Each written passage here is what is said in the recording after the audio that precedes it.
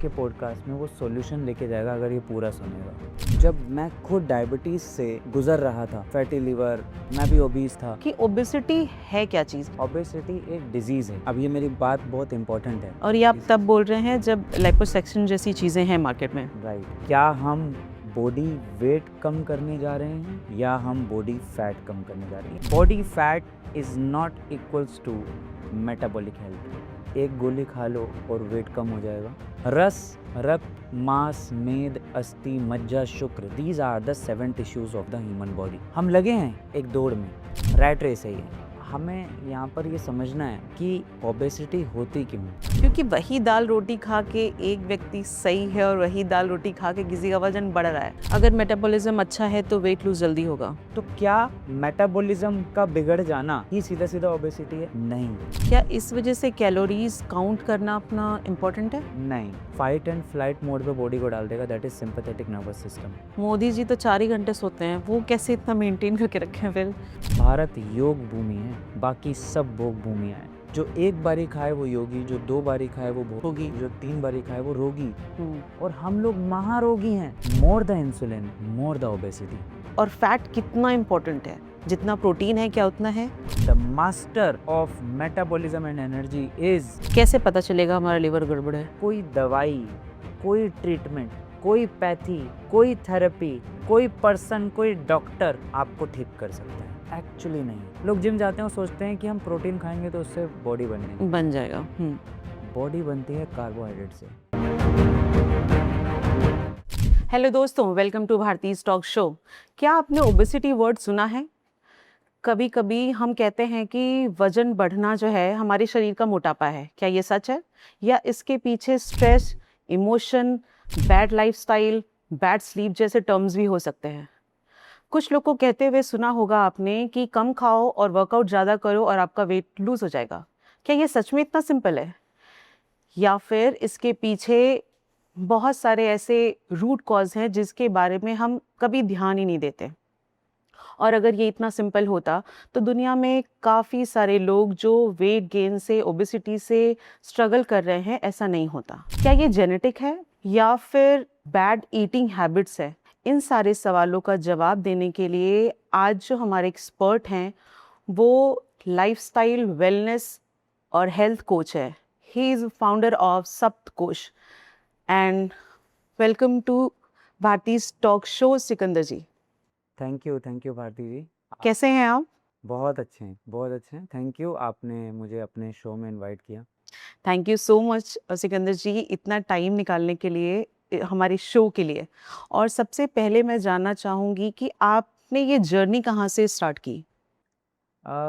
ये जर्नी तो आज लगभग 7 साल हो गए हैं इस जर्नी को स्टार्ट किए हुए।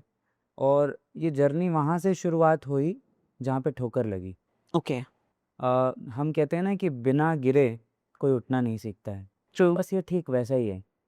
तो जब तक हम गिरते नहीं हैं तब तक हम उठते नहीं हैं। और जब तक मैं बीमार नहीं पड़ा था तब तक मुझे ये नहीं समझ आया था कि वेलनेस की ज़रूरत कितनी है, मुझे कितनी ज़रूरत है और सोसाइटी को कितनी ज़रूरत है। जब मैं खुद डायबिटीज़ से गुज़र रहा था ओके। और फैटी लिवर, और मैं भी ओबीस था, और ओबेसिटी के ऊपर हम बात कर रहे हैं और मैं अपने आप को ओबीस बता रहा हूँ।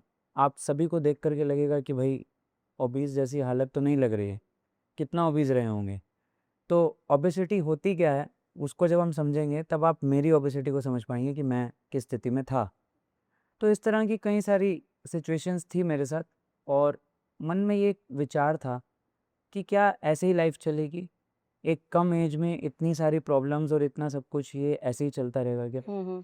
वहाँ से मेरा ध्यान इस तरफ गया और मैंने कहीं न कहीं जो अपना फ़ील्ड थी उसको चेंज किया, और मैंने बहुत कुछ इस लाइन में सीखा, सर्टिफ़िकेशंस करी, और जो मेरे मेंटर रहे डॉक्टर अवधेश पांडे, उनसे काफ़ी कुछ जानने सीखने को मिला, because he was an allopathic doctor. Okay. और बहुत कुछ उन्होंने सिखाया, समझाया, तब जा कर के मेरा हेल्थ रिवाइव हुआ और मेरे को अपना पैशन मिल पाया, लाइफ का पर्पस मिल पाया कि मुझे एक्चुअली में करना क्या है और मैं किस तरीके से लोगों को इसमें हेल्प कर सकता हूँ। तो ये जर्नी रही, और आज हम बेसिकली लोगों को हेल्थ को लेकर के एडुकेट कर रहे हैं, और सिंपल सिंपल बातों से कॉम्प्लेक्स प्रॉब्लम को सिखा रहे हैं कि वो कैसे वहाँ से वो ओवरकम कर सकते हैं, कैसे वो अपने खुद के हीलर बन सकते हैं। यहाँ पर देखिए मैंने एक वर्ड यूज़ किया, वो अपने हीलर बन सकते हैं। अपने मैंने एक हीलर बार यूँ ही बोला कि वो अपने डॉक्टर बन सकते हैं। That is a wrong statement. Okay कोई अपना डॉक्टर खुद नहीं बन सकता है। डॉक्टर अपना खुद का डॉक्टर नहीं है, आप स्थिति समझिए। वो अपने हीलर बन सकते हैं। हील करने के लिए क्या चाहिए? अपने आप को समझना, अंडरस्टैंडिंग, अपने साथ जुड़ना, अपनी हैबिट्स, अपने सप्रेस्ड इमोशंस, अपने बिहेवियर को एनालाइज करना और अपनी चीज़ों को खुद ब खुद सुधारना। तो ये विजडम उनकी डेवलप हो जाए, ये अंडरस्टैंडिंग बन जाए, इसके लिए सिर्फ और सिर्फ कुछ क्लैरिटी और एजुकेशन की ज़रूरत होती है, कुछ राइट डायरेक्शन देने की ज़रूरत होती है, ओके और एक तरह से सेल्फ रियलाइजेशन की ज़रूरत होती है। And this is what the health and wellness coaching is. Okay so बस ये काम कर रहे हैं। Okay very nice. सो चलिए हम स्टार्ट करते हैं अपना पॉडकास्ट। और मेरा सबसे पहला क्वेश्चन यही होगा कि ओबेसिटी है क्या चीज़? क्या ये शरीर पे बढ़ा हुआ वजन है हमारा? कोई मोटा दिख रहा है तो वो ओबीज होगा, या कोई पतला है तो वो ओबीज नहीं है? जी, तो हम पहली बात इससे शुरुआत करते हैं। ओबेसिटी एक डिजीज़ है ना? ये कोई ऐसा तो नहीं है कि हम इसको कहें कि that it is the only problem of cosmetic. It is not a cosmetic problem जिसे हम किसी कॉस्मेटिक प्रोडक्ट से सॉल्व कर लें। अब ये मेरी बात बहुत इम्पोर्टेंट है। अब कोई भी पर्सन जो ओबीज़ है, वो यही सोचेगा मुझे कुछ ऐसा प्रोडक्ट मिल जाए जिससे मैं अपने एस्थेटिक्स इस कॉस्मेटिक से ठीक कर लूँ। It is not the problem of cosmetic, it is और ये आप तब बोल रहे हैं जब लाइपोसक्शन जैसी चीज़ें हैं मार्केट में? राइट। आप वो जितनी भी इस तरह की सर्जरीज हैं, जितनी भी इस तरह के ट्रीटमेंट्स हैं, वो जो भी करा रहा है, जो करा रहा है उसको भी पता है कि उसके क्या फ़ायदे और क्या नुकसान है, और जो नहीं करा रहा है उसको भी पता है, ये तो किससे छुपा नहीं है। बट मैं यहाँ पर ये बोलने नहीं आया हूँ कि कोई ट्रीटमेंट सही है या गलत है। हम तो यहाँ पर जनरल एक प्रॉब्लम को समझने के लिए इकट्ठा हुए हैं कि ये प्रॉब्लम है क्या, क्यों आती है। जब तक मुझे यही नहीं पता होगा कि कांटा कहाँ चुभा है, कांटा चुभा हुआ है पाँव में, पट्टी में हाथ में कर रहा हूँ, it is something like that. हम लगे हैं कुछ और चीज़ों पे काम करने के लिए, लेकिन ओबेसिटी आई क्यों ये नहीं पता है। तो उसके लिए पहले हमें ये समझना पड़ेगा कि ओबेसिटी है क्या, आने आई कैसे उस पर भी बात करेंगे, लेकिन अभी तो ये एक डिजीज़ है। अब डिजीज़ क्या होता है? Dish-ease, that means not at ease. The person is not at ease, that is why the person is in disease. तो ये ओबेसिटी है। लेकिन ओबेसिटी को अगर आपने सिंगल लाइन में समझना है, और व्यूअर्स के लिए भी अगर वो इस तरीके से समझें कि ओबेसिटी एक लाइन में समझ आ जाए, तो weight is not equals to body fat. ठीक है। क्या हम बॉडी वेट कम करने जा रहे हैं या हम बॉडी फैट कम करने जा रहे हैं, ये देखना। ये टर्म्स एक्चुअली सबको पता नहीं होता है। लोग आते हैं और कहते हैं कि हमें वेट कम करना है अपना। राइट फैट लॉस की बातें अभी सबको नहीं पता है। राइट। अब फैट लॉस, इस पे मेरी अंडरस्टैंडिंग थोड़ी सी डिफरेंट है, जो मैं आपसे यहाँ पे डिस्कस करने के लिए हूँ। Fat, body fat is not equals to metabolic health. जबकि ये कहा जाता है ऐसा राइट ये है। राइट। बट साइंटिफिकली ये नहीं है। अच्छा। बोलने में तो बहुत कुछ कहा जाता है, बोलने में तो ये भी कहा जाता है कि कोई एक गोली खा लो और वेट कम हो जाएगा, ट्रू। बट हो तो नहीं पा रहा है ना। मार्केट में बहुत सारी अवेलेबल है। Right, people are suffering. So हमने तीन चीज़ों को जोड़ा। पहला, weight is not equals to body fat and body fat is not is equal to my metabolic health. ठीक है। अब मैं इसको ओवरऑल बात को बताता हूँ कि कैसे। ठीक है। हम बात कर रहे हैं बॉडी वेट की। पहले वेट के अंदर बोन डेंसिटी भी आएगी, आप बोन्स भी आएंगी, ट्रू। आपके मसल्स भी आएंगे, बिल्कुल। वाटर भी आएगा, ब्लड भी आएगा, फैट भी आएगा, ये सारी चीज़ें आएंगी। तो जब हम वेट लॉस की बात करते हैं तो वेट लॉस का मतलब सारी चीज़ों का लॉस करनी। सो ये it is not a right concept. तो ये टर्म अगर आप बोल रहे हैं कि आप वेट लॉस प्रोग्राम को आपने साइन अप किया है कहीं, टोटली रॉन्ग। तो थोड़ा सा सावधानी रखिएगा। दूसरा है फैट लॉस। देखिए, मैं ये मानता हूँ हम भारत में हैं और भारत सनातन की बात करता है, और सनातन में बड़ा सिंपल सा है, सप्त धातु, रस, रक्त, मांस, मेद, अस्थि, मज्जा, शुक्र। These are the 7 tissues of the human body. रस मीन्स एंजाइम्स और न्यूट्रिशन का समागम है। रक्त means blood, mass means flash muscles, मेद मीन्स फैट, अस्थि मीन्स बोन्स, मज्जा मीन्स बोन मैरो, शुक्र मीन्स स्पर्म एंड ओवा। सो अब ये 7 टिश्यूज से मिलकर के हम बने हैं। इसमें एक बार भी जिक्र नहीं हो रहा है कार्बोहाइड्रेट और प्रोटीन का, जिक्र हो रहा है फैट का। फैट। और कुछ लोग अपग्रेड हो जाते हैं वेट लॉस से और वो कहते हैं हमें अब फैट लॉस करना है। माफ करिएगा, ये भी गलत है। यस, फैट ही जीवन है ना। बिना फैट के आप सरवाइव करा के दिखाइए। नहीं। हाँ, आप कहेंगे देखिए हम बिना फैट की बात नहीं कर रहे हैं, हम फैट को लॉस करने की बात कर रहे हैं, क्योंकि फैट ज़्यादा हो गया है बॉडी में। जो ज़्यादा हो गया है वो कूड़ा है, वो वेस्ट है। Waist loss. Yes, so that should be termed as waist loss. आप जो बॉडी में एक्यूमुलेटेड वेस्ट है जो कि फैट के रूप में स्टोर्ड हुआ है, उसको लॉस करिए, क्योंकि ये एक्यूमुलेटेड वेस्ट इन्फ्लामेशन का कारण बनेगा और इन्फ्लामेशन से आपका इंसुलिन रेजिस्टेंस बढ़ेगा और इंसुलिन रेजिस्टेंस से फर्दर आप ओबेसिटी नाम के डिजीज में आएंगे और उसके साथ साथ डायबिटीज से लेकर के बीपी से लेकर के तरह तरह के हेल्थ रिस्क होंगे। सो ओबेसिटी क्या है? जब आपका एक्सेस फैट, जिसको एक्सेस फैट को मैं वेस्ट बोलता हूं, तो एक्सेस फैट के साथ साथ हेल्थ रिस्क बनने लगे, that is called obesity. Okay. अगर हेल्थ रिस्क नहीं है और ये बॉडी में एक तरह से यूजुअल से थोड़ा सा ज़्यादा फैट है, तो उसके पीछे कई रीज़न हो सकते हैं। हो सकता है वो जेनेटिक हो सकता है बॉडी का कॉम्पोजिशन वैसा हो। बॉडी कॉम्पोजिशन को अगर हम समझें तो हमें ये देखना है कि बॉडी में फैट और मसल्स, इन सभी चीज़ों का कॉम्पोजिशन है, वाटर का भी कॉम्पोजिशन है। अब एक पर्सन है, जैसे हम BMI की बात कर लेते हैं, तो ये कुछ कुछ टर्म समझ लेंगे तो आगे की सारी बातें जल्दी जल्दी समझ आ जाएंगी। BMI की बात करते हैं, बॉडी मास इंडेक्स। सारी दुनिया BMI देख रही है। It is a screening tool. ये टूल है, ये आपको नहीं बता दे रहा है कि आपको ओबेसिटी है कि नहीं है। जजमेंट नहीं दे रहा है। लेकिन बड़े सारे लोगों को ये लगता है मेरा BMI ज़्यादा हो गया है, मैं ओबीज हो गया। वेट, आपका बॉडी मास ज़्यादा हो गया है, इसलिए आपका BMI ज़्यादा है। इसीलिए BMI ज़्यादा है। ये ऐसा नहीं कह रहा है कि आप ओबीज हो गए हैं। बॉडी मास अगर ज़्यादा है तो हो सकता है कि आपका मसल्स मास भी अच्छा हो, है ना। एक 100 किलो का आदमी, दो केसेस देख लेते हैं हम, दो person A and person B. ठीक है।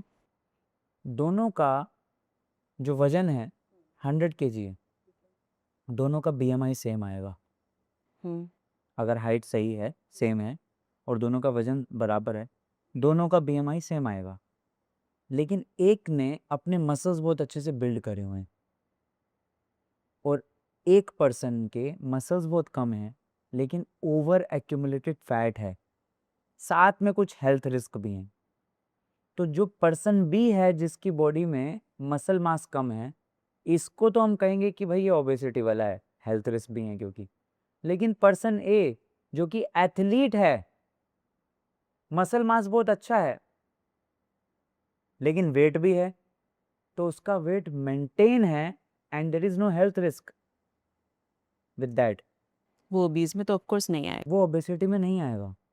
तो हमने यहाँ पर एक कंसेप्ट समझ लिया BMI, कि बीएमआई एक स्क्रीनिंग टूल है, उसको कोरिलेट करके देखना पड़ेगा with other parameters, other problems and other symptoms. तो जब हम ओबेसिटी की बात करते हैं तो ओबेसिटी बस इतना ही है, जब एक्यूमुलेटेड फैट बढ़ जाता है ज़रूरत से ज़्यादा और उसकी वजह से हेल्थ रिस्क हैं, तो ये प्रॉब्लम को हम ओबेसिटी कहते हैं। एक चीज़ हम इसमें और समझ लेते हैं, दैट इज़ एनर्जी। अब हमें ये समझना है एनर्जी क्या है, यानी कि ऊर्जा। सारा खेल एनर्जी का ही है। आज का हमारा पूरा पॉडकास्ट सिर्फ और सिर्फ एनर्जी पे होने वाला है। ओबेसिटी के बाद आपके जो सवाल आएंगे वो एनर्जी को लेकर के आएंगे। आप जैसे और भी चीज़ें जितनी पूछेंगे सब एनर्जी पे आएंगी। अब एनर्जी क्या है, देखिए ये कुछ इस तरीके से है, गिव एंड टेक पे दुनिया चलती है। बॉडी होम्योस्टेसिस पे काम करती है। होम्योस्टेसिस का मतलब है बैलेंस, सुख और दुख। ज़्यादा सुख हुआ तो प्रॉब्लम है, ज्यादा दुख हुआ तो दिक्कत। राइट। इसी तरीके से दिन और रात, हमारा पूरा जीवन, पूरी प्रकृति दो चीज़ों पे ही टिकी हुई है। उसके बीच में आ जाना, उसको हम बैलेंस कहते हैं।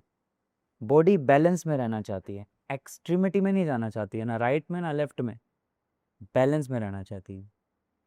इसी बैलेंस वाले कंसेप्ट को हम हर जगह अप्लाई करते हैं, जिसको हम कहते हैं डुअलिटी एंड नॉन डुअलिटी, अद्वैत जिसको बोलते हैं। लेकिन वहीं पर आप ले आइए एनर्जी को।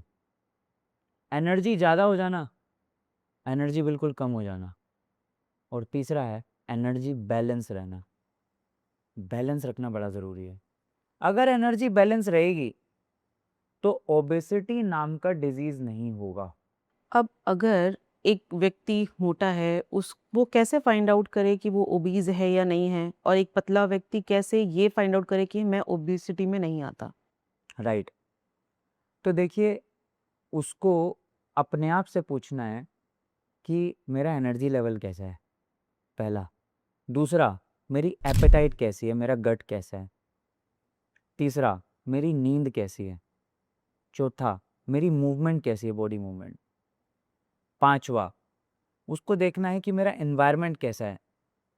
छठा, मेरा फूड, मेरा रूटीन, ये सब कैसा है। सातवां, मेरे इमोशंस कैसे हैं, सप्रेस्ड इमोशंस हैं क्या, स्ट्रेस कितना है। ये 6 से 7 फैक्टर्स हैं।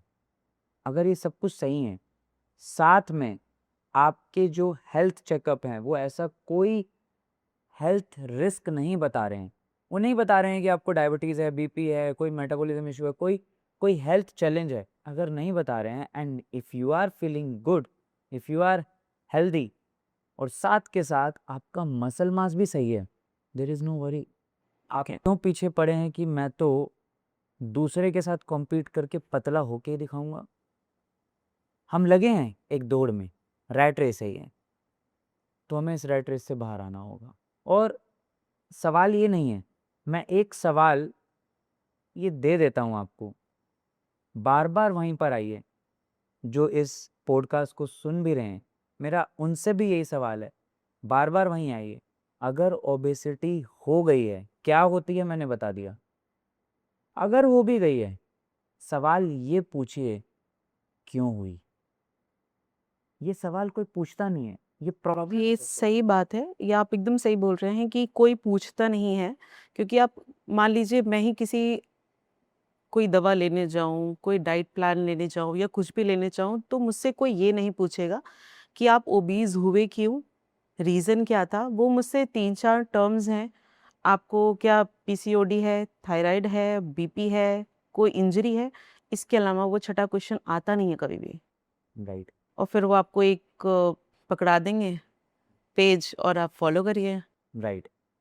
सो हमें यहाँ पर ये समझना है कि ओबेसिटी होती क्यों है। ये बड़ा इम्पोर्टेंट है, क्योंकि ये समझ आ गया तो हमें सारा प्रॉब्लम समझ आएगा। अब इतने सारे प्रोग्राम चल रहे हैं भारती जी, जो वेट लॉस के ऊपर काम कर बहुत रहे हैं, फैट लॉस के ऊपर, भरा हुआ है मार्केट। राइट। और इसकी रिक्वायरमेंट भी बहुत है।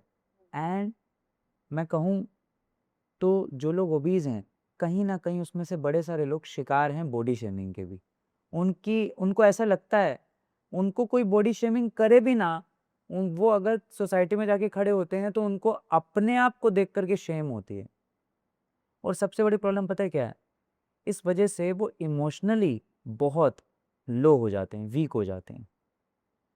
वो सेल्फ लव की सिचुएशन से बहुत दूर हो जाते हैं, बिहेवियरल इशू आने लग जाते हैं, है ना? और उसके बाद ग्रैटिट्यूड नहीं बचता है। किसी और काफ़ी सारी चीज़ों को लेके रिजिड भी हो जाते हैं। राइट। और देखिए, अगर मैं इसको किसी इमोशन के साथ जोड़ूं, ओबेसिटी को, तो it is like over protection. Fear बहुत है उस पर्सन को, जिससे बॉडी प्रोटेक्ट कर रही है, लेयरिंग कर रही है। This is what the emotion behind it. लेकिन ये तो हुआ इमोशनल वाला पार्ट, और ये एक तरह से साइकोलॉजिकल वाला ज़्यादा फैक्टर है, तो इस पे तो अलग रखेंगे हम। लेकिन हमें पहले फिजियोलॉजिकली समझना है कि ये हो क्यों रहा है, बॉडी में ऐसा क्या हो रहा है। क्योंकि इतने सारे लोग हैं जो इस प्रॉब्लम से गुजर रहे हैं, उनको पता ही नहीं है। मैं डे टू डे देखता हूँ, मैं बड़ा हैरान हूँ। वो बोलते हैं हमें ना वेट कम करना है, मुझसे पूछते हैं डाइट बता दीजिए। तो पहले मैं हाथ जोड़ता हूँ और मैं कहता हूँ, I think I am not a dietitian, मैं आपको डाइट बता दूँ, ये तो बड़ा मुश्किल काम। क्योंकि डाइट, जितनी मर्जी फैंसी डाइट ले आइए आप 2 महीना कर लेंगे, 3 महीना कर लेंगे, आपका कम भी हो जाएगा, फिर बढ़ भी जाएगा। राइट। क्यों ऐसा हुआ? क्वेश्चन ये है कि कम हुआ और फिर बढ़ गया, क्योंकि वो डाइट में आप ढले किसी के कहने पे। Oh yes, correct. ये आपकी हैबिट में नहीं था, ये आपके बिहेवियर में नहीं था। मेरी हैबिट वही है, आदतें वही है, मेरा बिहेवियर वही है। मैंने ऊपर से एक डाइट को इम्प्लीमेंट कर लिया और उससे मेरा वजन कम हो गया। अब जब मैंने वो डाइट को छोड़ा, थक गया मैं 2 महीना 3 महीना, लाइफ को भी तो जीना है। अब उसका एक अलग स्ट्रेस हो गया, ये डाइट से ही स्ट्रेस हो गया कि कब तक करे, राइट। कब तक अब जब हमने छोड़ा तब वेट पुट ऑन होने लगा। वाई? हैबिट्स तो वही हैं, मैं इंसान तो वही हूँ, मैं नहीं बदला, मैंने सिर्फ डाइट बदली। So we need to change our lifestyle. What I can say, मैं इसको एक एक्रोनिम देता हूँ, HEB, habits. H stands for habits, E stands for emotions and B stands for behavior. Okay. तो हमें हैबिट्स, इमोशंस और behaviour को सही करना है, इसको फिक्स करना है, डाइट को नहीं। क्योंकि वही दाल रोटी खा के एक व्यक्ति सही है और वही दाल रोटी खा के किसी का वजन बढ़ रहा है। एग्जैक्ट। वही रोटी किसी के लिए नॉर्मल है, और वही रोटी के 50 चेंजेस करके आप ये खाइए, आप ये खाइए, आप ये खाइए, तो आपका वेट लूज जाएगा। ट्रू। राइट। तो दाल रोटी सब्जी चावल भारत की विधा रही है और भारत का भोजन रहा है। तो इसको अगर हम यूं देखें कि हम आज कह दें कि नहीं नहीं, दाल रोटी मत खाइए, ये मत खाइए, वो मत खाइए, ये बदलिए, वो बदलिए, कीटो डाइट करिए, दिस दैट, बहुत सारी चीज़ें हैं। मैं ये कहता हूँ, यही दाल रोटी सब्जी चावल आपके पूर्वज खाते थे, वो उतने ओबीज नहीं थे। नहीं। आप कहेंगे कि नहीं, ये चावल मोटा कर देता है आपको, रोटी खा के वजन बढ़ रहा है, ये गलत फहमियाँ हैं। क्योंकि कहा जाता है ना, शुगर छोड़ दीजिए और चावल छोड़ दीजिए, वेट कम हो जाएगा। राइट। देखिए, हाँ, इसमें साइंटिफिकली गलत नहीं है, लेकिन ये रूट कॉज भी तो नहीं है ना। अब मेरे पाँव में कांटा लगा हुआ है, उस वजह से बड़ा भयंकर दर्द हो रहा है, मैं डॉक्टर के पास गया और डॉक्टर ने कहा कि एक काम करो, मैं एक दवाई देता हूँ, उससे दर्द कम हो जाएगा। मेरा ये क्वेश्चन है कि ये दर्द जो हो रहा है, ये कम हो रहा है, कम होएगा, क्यों कम हो जाएगा, और ये अभी हो क्यों रहा है? उन्होंने कहा नहीं, बस आप इस पे ज़्यादा ध्यान मत दो, आप गोली खाओ, दर्द कम हो जाएगा। कम हो जाएगा। रूट कॉज ये है कि भाई बड़ा सिंपल है कि उस कांटे को अगर मैं निकाल दूं तो वो पेन सबसाइड हो जाएगा आने वाले 1-2 दिन में, जैसे जैसे वहाँ पे हीलिंग होगी। लेकिन ओबेसिटी के लिए कांटा कहाँ है, उसको हम समझ लेते हैं एक एक करके। ठीक। तो सबसे पहले हम सुनते हैं मेटाबॉलिज्म के बारे में। अरे मेटाबॉलिज्म कम हो गया, अरे मेटाबॉलिज्म कमज़ोर पड़ गया, मेटाबॉलिज्म बहुत ज़्यादा हो गया, मेटाबॉलिज्म वीक हो गया, ये वर्डिंग बहुत ज़्यादा सुनते हैं। अगर मेटाबॉलिज्म अच्छा है तो वेट लूज जल्दी होगा। हाँ, ये भी सुनते हैं। लेकिन देखिए, हर एक चीज़ की तह तक जाना बड़ा ज़रूरी है। मेरा तो अब अगेन एक और क्वेश्चन बन गया यहाँ पे, मेटाबॉलिज्म होता ही क्या है? लेमैन को कैसे बताऊँ मैं, क्या है ये मेटाबॉलिज्म? तो जैसे ही ये क्वेश्चन मैं बड़े सारे जो मेरा सर्कल है उसमें डाइटिशियन भी हैं, कुछ हेल्थ एक्सपर्ट है, मैं उनसे अक्सर ये वाला क्वेश्चन पूछता हूँ कि बॉस मुझे तो यही समझा दो कि मेटाबॉलिज्म क्या है, तो बड़ी लंबी चौड़ी एक डेफिनेशन देने लगते हैं। लेमैन को कैसे समझ आएगा कि मेटाबॉलिज्म क्या है सही बात है। ना? तो मैं इसको 4 वर्ड में बोलता हूँ, ब्रेक, मेक, यूज, स्टोर। अगर ये 4 वर्ड्स याद हो गए आपको, आपको मेटाबॉलिज्म याद हो गए। इतना ईजी है। ब्रेक मतलब भोजन लिया, अब भोजन को ब्रेक डाउन किया हमारे माउथ ने एंड हमारे स्टमक ने, फिर उसके बाद थोड़ा बहुत इंटेस्टाइन में। ये जो ब्रेकिंग हो रही है, ब्रेक डाउन हो रहा है फूड का, मेटाबॉलिज्म है। मेक, अब इस भोजन से जो न्यूट्रिशन निकल रहा है वो न्यूट्रिशन एब्जॉर्ब होकर के एनर्जी में कन्वर्ट हो रहा है। ये जो न्यूट्रिशन से एनर्जी का प्रोडक्शन हो रहा है, मेटाबॉलिज्म है। तो ब्रेक और मेक समझ आ गए। तीसरा है यूज। अब इस एनर्जी का यूटिलाइजेशन हो रहा है बॉडी को बिल्ड करने में। इसी न्यूट्रिशन का यूज करके हमारी मसल्स बन रही हैं, हमारी सारी चीजें बन रही हैं, और इसी एनर्जी का यूज करके हमारे सारे काम हो रहे हैं। तो ये जो यूटिलाइज हो रहा है और साथ में रिपेयरिंग हो रही है बॉडी की, कहीं पर टूट फूट हो रही है, रिपेयरिंग हो रही है, ये सारा कुछ है यूज। ये भी मेटाबॉलिज्म है। अब चौथा है स्टोर। अब मैंने जो एनर्जी ली फूड के नाम से, अब उसमें कुछ तो यूज हो गई, कुछ से कुछ बन गया और कुछ यूज हो गई। अब जो बच गई वो स्टोर हो गई एज ए फैट। हाँ, एज एन फैट। अब ये जो स्टोर हो गई एज एन फैट, या फिर जितने भी अलग अलग चीजों के स्टोर हाउस हैं, नॉट ओनली फैट, जितने भी चीजों के अपने अपने स्टोर हाउस हैं। जैसे आयरन का स्टोर हाउस क्या है? फेरेटिन। फेरेटिन में जाके स्टोर होता है आयरन। अब जो यूटिलाइज नहीं होगा, अभी नहीं चाहिए बॉडी को, फेरेटिन में चला जाएगा आगे के लिए। इसी तरीके से हर एक चीज का स्टोरेज हाउस है। ग्लूकोज स्टोर होता है लिवर में, ग्लाइकोजन में, वो आगे जाके फैट में कन्वर्ट होता है ना। इसी तरीके से हर एक चीज स्टोर होती है, कोई अमीनो एसिड्स के रूप में, कोई कोई हमारा फैटी एसिड्स के रूप में। तो ये सारा कुछ जो हुआ, break, make, use and store, ये हो गया हमारा मेटाबॉलिज्म। अब मेटाबॉलिज्म को अगर हम समझ गए हैं यहाँ पे, तो हमें ये समझना है कि ओबेसिटी का मेटाबॉलिज्म से क्या लेना देना है। सीधा सीधा है, मैंने भोजन किया भोजन किया भोजन किया, है ना, ब्रेक हुआ ब्रेक हुआ ब्रेक हुआ, मेक होना था, यूज होना था, जितना हो गया, अब जो बच गया वो स्टोर हुआ। यही तो आगे जाके मेरे फैट सेल्स को बढ़ा रहा है, एक्सपैंड कर रहा है, और उसी को ही हेल्थ रिस्क के साथ हम जब जोड़ देते हैं तो वो ओबेसिटी बन जाता है। तो क्या मेटाबॉलिज्म का बिगड़ जाना ही सीधा सीधा ओबेसिटी है? नहीं, यहाँ पे गेम है। सिर्फ इतना ही डिसफंक्शन नहीं है कि मेटाबॉलिक डिसऑर्डर हुआ और वो हमारा ओबेसिटी आ गया। लोग कहेंगे बस इतना ही हमने समझ लिया, बस हो गया हमारे लिए। नहीं, इसके बहुत बियॉन्ड है। मेटाबॉलिज्म एक पार्ट है पूरी पिक्चर का। पूरी पिक्चर क्या है? Energy regulation. एनर्जी रेगुलेशन को समझ लेते हैं। देखिए, मेटाबॉलिज्म में ब्रेक, मेक, यूज, स्टोर तो हो गया, लेकिन कितनी एनर्जी बॉडी को चाहिए, कितनी एनर्जी आगे यूटिलाइज करनी है, कब भूख लगेगी, कितनी भूख लगेगी, कितनी कम भूख लगेगी, ये सब चीजें मेटाबॉलिज्म डिसाइड नहीं करता है। ये सब चीजें डिसाइड करता है हमारा एनर्जी रेगुलेटर।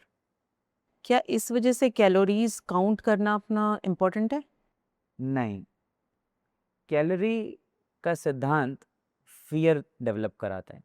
मेरा ये मानना है, आपको कैलोरी पे जोर नहीं देना है, आपको अपने आप को समझना है। उसी पे हम आ रहे हैं, उसी कंसेप्ट पे। तो देखिए, अब व्यूअर्स के लिए बड़ा आसान कर देता हूँ। मेटाबॉलिज्म समझ आ गया, एनर्जी रेगुलेशन अभी समझ नहीं आया, उस पर हम जाते हैं।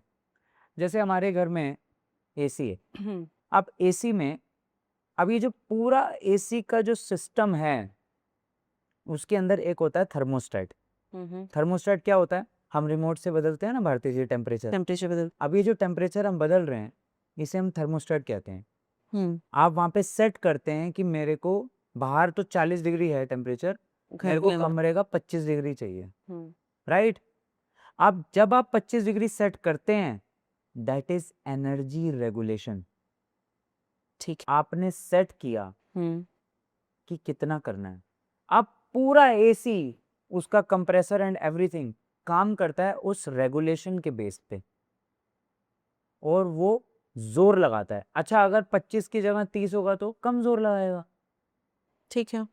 25 की जगह 20 होगा तो ज़्यादा जोर लगाएगा, क्योंकि बाहर का टेम्परेचर 40 है ना। तो डिपेंड ये करता है कि रेगुलेशन कैसा काम कर रही है, एनर्जी रेगुलेशन।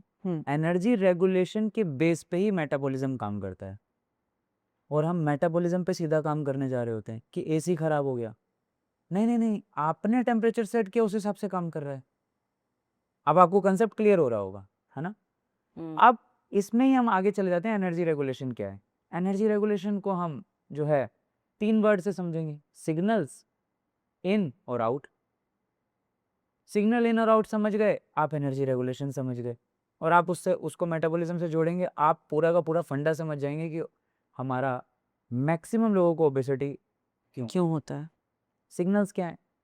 सिग्नल्स हैं, देखिए, इंसुलिन जो हमारे पेनक्रियास से निकलता है और जो हमारे एक तरह से शुगर को एक तरह से मेटाबोलाइज कराता है और जगह जगह लेके जाता है, फैट सेल्स में भी लेके जाता है, या फिर हमारे नॉर्मली यूजुअल सेल्स में भी लेके जाता है।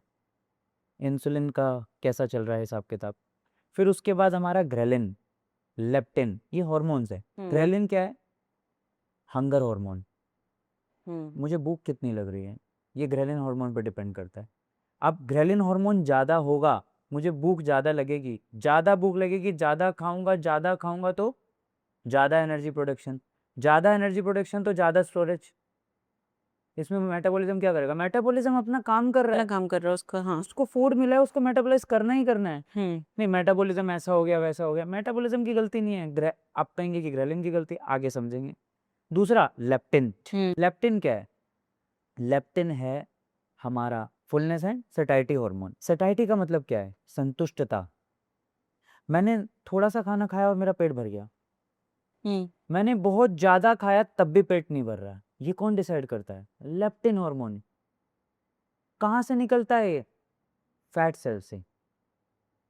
अगर मेरी बॉडी पहले से ही ज्यादा फैटी है, ज्यादा फैट सेल्स भरे पड़े हैं, तो वो लेप्टिन को कम निकालेंगे। ये टर्म तो नहीं समझ में आया मुझे, ऐसा कैसे? तो फिर क्यों कहते हैं कि मोटा व्यक्ति ज्यादा खाता है? हाँ, राइट। उसको भूख भी ज्यादा लग रही होती है। हाँ, देखिए, 7 नंबर का जूता सब जगह फिट नहीं होता है बात, है ना। ठीक है, तो दो ही तरह सबके के बॉडी अलग है। 2 तरह के मोटे लोग होंगे ना, अगर हम ओबीस की बात कर रहे हैं। एक जो कहेंगे कि हम तो थोड़ा सा ही खाते हैं, हमारा वजन कम नहीं होता है, और एक कहेंगे यार मेरे को तो भूख बहुत लगती है। एक तो वो वाले भी हैं कि ऐसे लोग भी होते हैं जो रात में खाना ही नहीं खा रहे सालों से, मैं उनकी बात कर रही हूँ। राइट, पर अगर मान लीजिए एब्डोमिनल फैट है, वो नहीं कम हो रहा तो वो नहीं कम हो रहा। Right, right. तो हम इसी कंसेप्ट को समझ लेते फिर यही टर्म आता है मेटाबॉलिज्म का। हैं। Right, right. देखिए, लेप्टिन दोनों केस हमने समझे, एक जो कम खा रहा है और एक ज्यादा खा रहा है, तो दोनों मोटे। है। दोनों में लेप्टिन का खेल है।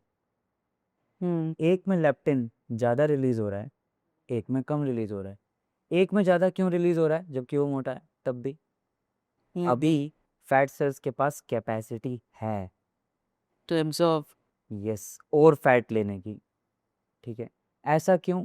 क्योंकि उसकी उसकी सर्कमस्टेंसेस डिफरेंट चल रहे होंगे, स्ट्रेस है, स्लीप है, बहुत सारे फैक्टर्स मिलके काम करते हैं इन हॉर्मोन्स के ऊपर, है ना। आज आपका इमोशंस बिगड़ जाएं, आप आज इमोशनली आप सप्रेस्ड हो जाएं, तो आपका मन क्या करेगा कि मेरे को नहीं कुछ खाने का मन है। लेकिन वहीं आपको स्ट्रेस हो जाए तब क्या होगा? आप स्ट्रेस में ज़्यादा खा लेंगे, या आप ज़्यादा खा लेंगे, करेक्ट। है ना। तो एक है कि मेरे को सडन ट्रॉमा लगा, दुख में हूँ मैं, मेरी भूख मर गई, लेप्टिन नहीं निकल रहा है कि और मत करो और नहीं लो यहाँ पे फैट। लेकिन वहीं पर एक जगह ऐसी है जहाँ पर कि लेप्टिन निकल रहा है, रिलीज हो रहा है। ठीक है, क्यों? क्योंकि वहाँ पे स्ट्रेस आ गया। जब स्ट्रेस आता है तो वहाँ पे लिवर का काम आ जाता है, और लिवर बहुत सारे शुगर को रिलीज़ करने लगता है, और लिवर जब शुगर को रिलीज़ करेगा तो हमें और शुगर चाहिए होगी, हमें और फूड चाहिए होगा, तो लेप्टिन निकलेगा क्योंकि फैट लूजन अप हो रहा है। तो स्ट्रेस इसके पीछे एक बहुत बड़ा प्राइम फैक्टर होता है कि आपको कितनी भूख लगेगी और कैसे लगेगी। लेकिन अभी हम सिग्नल्स को समझ रहे हैं, तो सिग्नल्स के अंदर ग्रेलिन है, leptin is a fullness hormone, insulin है, फिर आ जाता है हमारा GLP-1। ये एक तरह का हार्मोन है जो हमारे इंटेस्टाइन सिक्रीट करते हैं। ठीक है। ये ब्रेन को सिग्नल देते हैं और ये बोलते हैं कि बस करो, इधर बहुत हो गया, इनफ हो गया है, रोक दो, है ना। तो हमें एक फीलिंग आती है पेट भर गया। लेकिन अगर ये GLP-1 को ये सिग्नल पूरा ना दे, लेट सिग्नल दे, तो आप खाते चले जाएंगे, और ये सिग्नल नहीं देगा, और यही GLP-1 है जो मेन फैक्टर है बिहाइंड योर फैट लॉस। सारा गलती GLP का है।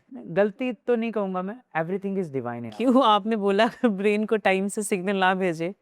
हाँ, ये डिस्टर्ब हो जाता है हमारी गलतियों से। हमारी गलतियों से? यस, कुछ भी हमारी बॉडी में गलत नहीं है। कैसे हम करते हैं उसको? हाँ, सो पहले हम GLP-1 को और थोड़ा बेहतर समझ लेते हैं। ये पेनक्रियास को भी सिग्नल यही देता है कि इंसुलिन निकालो, क्योंकि इतना इतना शुगर आ गया है। कैलकुलेशन यही बताता है, ठीक। वो उतना उतना इंसुलिन निकाल देता है। तो इतना इम्पोर्टेंट है ये।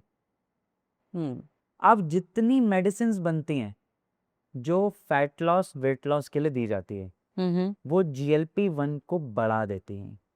ओ, ठीक है, वो GLP-1 को बढ़ा देती हैं। वो क्या करती हैं कि भाई जल्दी अलार्म दे देना, पेट भर गया, भर गया है, और बंदा कहेगा कि भैया मेरी क्रेविंग्स खत्म हो गई। कम हो गई हैं या नहीं अब उतनी, अब मेरे को उतनी भूख नहीं लगती। अब वो खाएगा कम, तो क्या होगा उसके साथ? अब उसका फाइनली जो स्टोरेज है, अब आप कनेक्ट कर पाएंगे मेटाबॉलिज्म को और एनर्जी रेगुलेशन को। तो GLP-1 हो गया, ग्रेलिन हो गया, लेप्टिन हो गया, इंसुलिन हो गया, और साथ के साथ हमारा ब्रेन इन सारे हार्मोन से जितने सिग्नल मिल रहे होते हैं, ग्रेलिन, लेप्टिन, GLP-1, इंसुलिन, इन सबको इंटरसेप्ट करके, इंटीग्रेट करके फाइनल एक सेंसेशन बनाता है, एक अर्ज लगाता है भूख की। कब लगानी है भूख, कितनी लगानी है।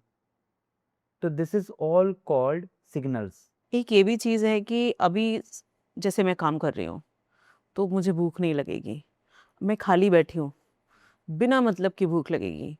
राइट, तो it is all emotional hunger, क्योंकि खाली बैठा हुआ इंसान का एक थॉट आता है, वो जो थॉट है वो उसको ओवर थिंकिंग में लेके जाता है ना। अब वो जब ओवर थिंकिंग में लेके जा रहा है, अब आप देखिए, मैं इसको दूसरे तरीके से समझाता हूँ। आज आप बहुत खुश हैं, आज आपके घर में किसी की शादी है, you are so happy.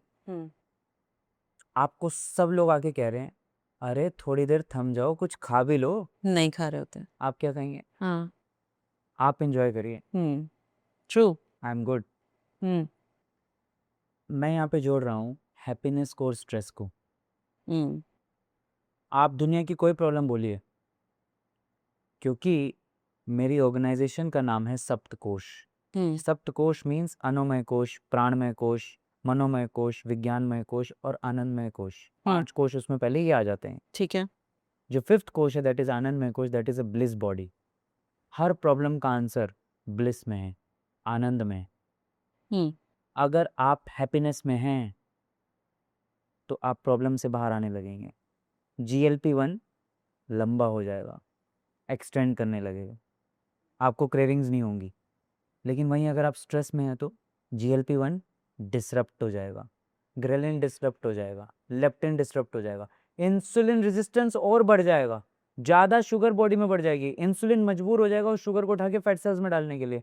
Brain उस तरीके से काम करने लगेगा कि भाई बाद में देखूंगा मैं चीज़ों को कैसे ठीक करना है, अभी कुछ स्ट्रेस है, फाइट एंड फ्लाइट मोड पे बॉडी को डाल देगा, that is sympathetic nervous system. Body और ज़्यादा स्ट्रेस में जाएगी। तो जब आप खाली बैठे हैं, क्या आप खुश हैं या आपको किसी बात को लेकर के एंजाइटी और स्ट्रेस हो गया है? लेकिन अगर मान लीजिए किसी के घर में कोई प्रॉब्लम चल रही है, किसी का लव्ड वन बीमार चल रहा है, कुछ उनके साथ ऐसा हो गया, और ये ज़रूरी नहीं होता कि महीने 2 महीने की बात होती है, कभी कभी कुछ चीज़ें सालों साल चलती हैं। अब वो बेचारा क्या करे? राइट, वो तो खुश नहीं हो सकता। हाँ, तो बड़ा मज़ा आएगा आज के पॉडकास्ट में, वो सॉल्यूशन लेके जाएगा अगर ये पूरा सुनेगा। ठीक है। ठीक है, अगर वो पूरा सुन करके सॉल्यूशन लेता है तो मैं ये गारंटी कह सकता हूँ लाइफ में कुछ भी स्ट्रेस हो सकता है उसके, हम्म कुछ भी, हम्म है ना, उसका ओबेसिटी बढ़ेगा नहीं। ओके जब तक वो स्ट्रेस को रेगुलेट नहीं करेगा तो पूरे तरीके से घटेगा नहीं, ये तो पक्का है, बढ़ेगा नहीं, बढ़ेगा नहीं। क्योंकि वो उस फंडे को समझ जाएगा कि जब हम स्ट्रेस ईटिंग कर रहे हैं, इमोशनल हंगर कर रहे हैं, कर क्यों रहे हैं और क्या कर रहे हैं, वहाँ पर हम और क्या कर सकते थे अगर हम वो दूसरा कुछ कर दें जिससे कि पूरी प्रॉब्लम रिजॉल्व हो जाए, ये हम अभी समझेंगे। सो हमने एनर्जी रेगुलेशन में एक बात समझ ली, दैट इज सिग्नल्स। दूसरी और कौन सी चीज़ है? इन और आउट। हम्म सारा खेल और इन और आउट पे ही तो है। इन मीन्स जो एनर्जी आ रही है, हम्म वो एनर्जी के आने के पीछे कई सारे फैक्टर्स हैं। हमारी स्लीप, हम्म आप रात को सोए नहीं, आप रात को सोएंगे नहीं तो आप अपने हॉर्मोन्स को डिसरप्ट कर रहे हैं, इम्बैलेंस की तरफ लेके जा रहे हैं। आपको रात को भूख लगेगी, लेट नाइट क्रेविंग होंगी। मोदी जी तो 4 ही घंटे सोते हैं, वो कैसे इतना मेंटेन करके रखे हैं फिर? योग की ताकत है वो। भारत योग भूमि है, बाकी सब भोग भूमियाँ हैं। I am really sorry for that. इसीलिए योग भारत से ही निकला है। तो जब आप मोदी जी की बात कर रहे हैं, वो योगी हैं, है ना। तो अगर हम उनसे कंपेयर करते हैं तो पहले हम योगी हो जाएं, सही बात है। है ना। हम फटाफट कंपेयर तो कर लेंगे, लेकिन पहले उस एक्सटेंट को हमें वहाँ तक वो लेके आना है। जबकि उनके लाइफ में तो कितना ही स्ट्रेस है। हाँ, राइट, है ना। लेकिन वो स्ट्रेस लाइफ में है या स्ट्रेस एनवायरनमेंट में है, ये आप पे निर्भर करता है। कि लाइफ में स्ट्रेस नहीं है, लेट मी टेल यू, उनके एनवायरनमेंट में नहीं स्ट्रेस है। वो ले नहीं रहे हैं उसको। यही तो योग है, ठीक है। सो हम यहाँ पे बात कर रहे हैं इनकी स्लीप। तो स्लीप है, आपका स्ट्रेस है, आपके एनवायरमेंटल फैक्टर्स हैं, आपके सर्कमस्टेंसेस हैं, आपका भोजन है, आप भोजन कैसे करते हैं उस पर मैटर करता है। अच्छा, मैंने भोजन को बहुत जल्दी जल्दी चबा के कर लिया। जैसे मैं आपको एक यहाँ पर एक केस बताता हूँ। हम सब ने नाम सुना है आर माधवन जी का, हाँ। है ना। हम्म तो बॉलीवुड एक्टर, है ना। उन्होंने 21 डेज में इतनी ज़बरदस्त ट्रांसफॉर्मेशन करी कि अपना वेट लॉस किया, एक तरह से फैट लॉस किया उन्होंने। कैसे किया उन्होंने? उन्होंने बताया कि मैंने सिर्फ और सिर्फ च्यूइंग के ऊपर ध्यान दिया। पावर ऑफ च्यूइंग बोलते हैं हम इसको। एक एक निवाले को 40 से 45 बार चबाया, पानी बनाया उसको, और तब लिया। उन्होंने कहा मैंने अपनी चर्बी को चबा डाला। ओके। और 21 डेज में पावर ऑफ च्यूइंग से उनका इतना ज़बरदस्त ट्रांसफॉर्मेशन हुआ, ठीक है। कोई भी देख सकता है उनका transformation. So it is more important than how you eat. How you eat is more important than what you eat. ये उससे ज़्यादा इम्पॉर्टेंट है। ठीक। आप कहेंगे मैं जो खा रही हूँ उसको बदलूं, नहीं। द प्रॉब्लम इज आप खा कैसे रहे हैं। हम्म हमने हर एक चीज़ को मैगी बना दिया। आप देखिए ना, हम राइस खाते हैं तो मैगी की तरह हम फटाफट फटाफट। एक या दो बार ही चबाते हैं, मुश्किल से निगल लेते हैं। तो अगर हम ऐसा करेंगे तो क्या होगा? ओवर शुगर का एक्यूमुलेशन होगा हमारी बॉडी में, तो वो फैट में कन्वर्ट नहीं होगा तो क्या होगा? इतना शुगर बॉडी हैंडल नहीं कर पाएगी। Everything is sugar. Bar bar insulin निकलेगा, हम बार बार खाते हैं। भारत योग भूमि है। जो एक बारी खाए वो योगी, जो दो बारी खाए वो भोगी, जो 3 बारी खाए वो रोगी। और हम लोग महारोगी हैं। We are having multiple times we are having the food. The breakfast, the brunch meal, the lunch, the evening snacks, the dinner, after dinner. Yes. अच्छा, एक बात और बता देते हैं यहाँ पे। ब्रेकफास्ट को तो भोजन मानते ही नहीं हम कहाँ कहते हैं हमने खाना खाया? It was breakfast. Hmm hmm आपने एक बारी कुछ खाने के लिए मुंह खोला, पैनक्रियास को यही पता है एंड योर GLP-1 को यही पता है कि बॉस इंसुलिन तो बनेगा। मेटाबॉलिज्म को नहीं पता है कि भाई आपने ब्रेकफास्ट किया या डिनर। उसको क्या पता? पता है आप फूड ले रहे हैं और उसको अपना काम करना है। इंसुलिन निकलेगा। More the insulin, more the obesity. इसीलिए तो इंसुलिन रेजिस्टेंस को इन सभी चीज़ों के पीछे का एक कॉज बताया जाता है। वन ऑफ द कॉज है। मेजर कॉज है। बार बार खा रहे हैं आप। अंग्रेज आए, ब्रेकफास्ट लंच डिनर में हमें डाल के थे। अच्छा, इसी के साथ एक क्वेश्चन मेरा ये है कि आप जो बोल रहे हैं बार बार खाएं, पर वहीं पे शुगर पेशेंट को कहा जाता है कि आप 2 घंटे पे 3 घंटे पे आपको कुछ खाना है। राइट एक ये चीज, दूसरी चीज कि ब्रेकफास्ट स्किप नहीं करना है, राइट ये भी है। ब्रेकफास्ट भी खाना है आपको, ब्रंच भी लेना है। अब अगर हेल्दी में जाएं आप, तो फिर आप मखाने ले लिया आपने, फ्रूट्स ले लिया आपने, नट्स ले लिए, लंच भी करना है। राइट। देखिए अगर आप मुझे पूछ रहे हैं कि डायबिटिक पेशेंट का क्या करें, पहले उसी का बता देता हूँ। जनरल है। का तो बड़ा इजी है कि वो 2 टाइम्स ईटिंग कर सकता है। अब उसको क्या ज़बरदस्ती करनी है? नहीं, हम्म हैबिट बदलनी है।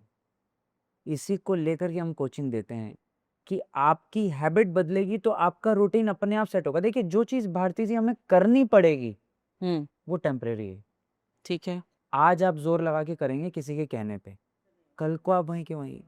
सही बात है। एक वो है जो हो गई अपने आप से, किसमें मजा आएगा? जो हो गई। जो हो गई। लेकिन अब डायबिटीज वाले की बात कर लेते हैं। डायबिटीज वाले को डायबिटीज इसीलिए क्योंकि वो बार बार खा रहा है। फिर ये क्यों कहा जाता है, डॉक्टर्स तक रिकमेंड करते हैं कि आप 2 घंटे पे 3 घंटे पे कुछ खाइए। हाँ मेरे फादर इन लॉ की बात मैं करूं, हम भी प्रेशर इसी चीज पे डाल रहे होते हैं कि आप थोड़ी थोड़ी देर पे कुछ खाइए। मेरा ये कहना है, जब भूख लगे तब खाइए। इससे कोई फर्क नहीं पड़ता शुगर पे। कोई फर्क नहीं पड़ता है, जब भूख लगे तब खाइए। वहीं पे जब सुबह का शुगर चेक करना होता है तो डॉक्टर बोल रहा होता है कि इतने देर का आपका वो होना चाहिए, गैप होना चाहिए खाने के बीच में। हम्म। और वहीं पे आप एक तरफ ये भी सजेस्ट करते हैं कि आपको बार बार खाना है।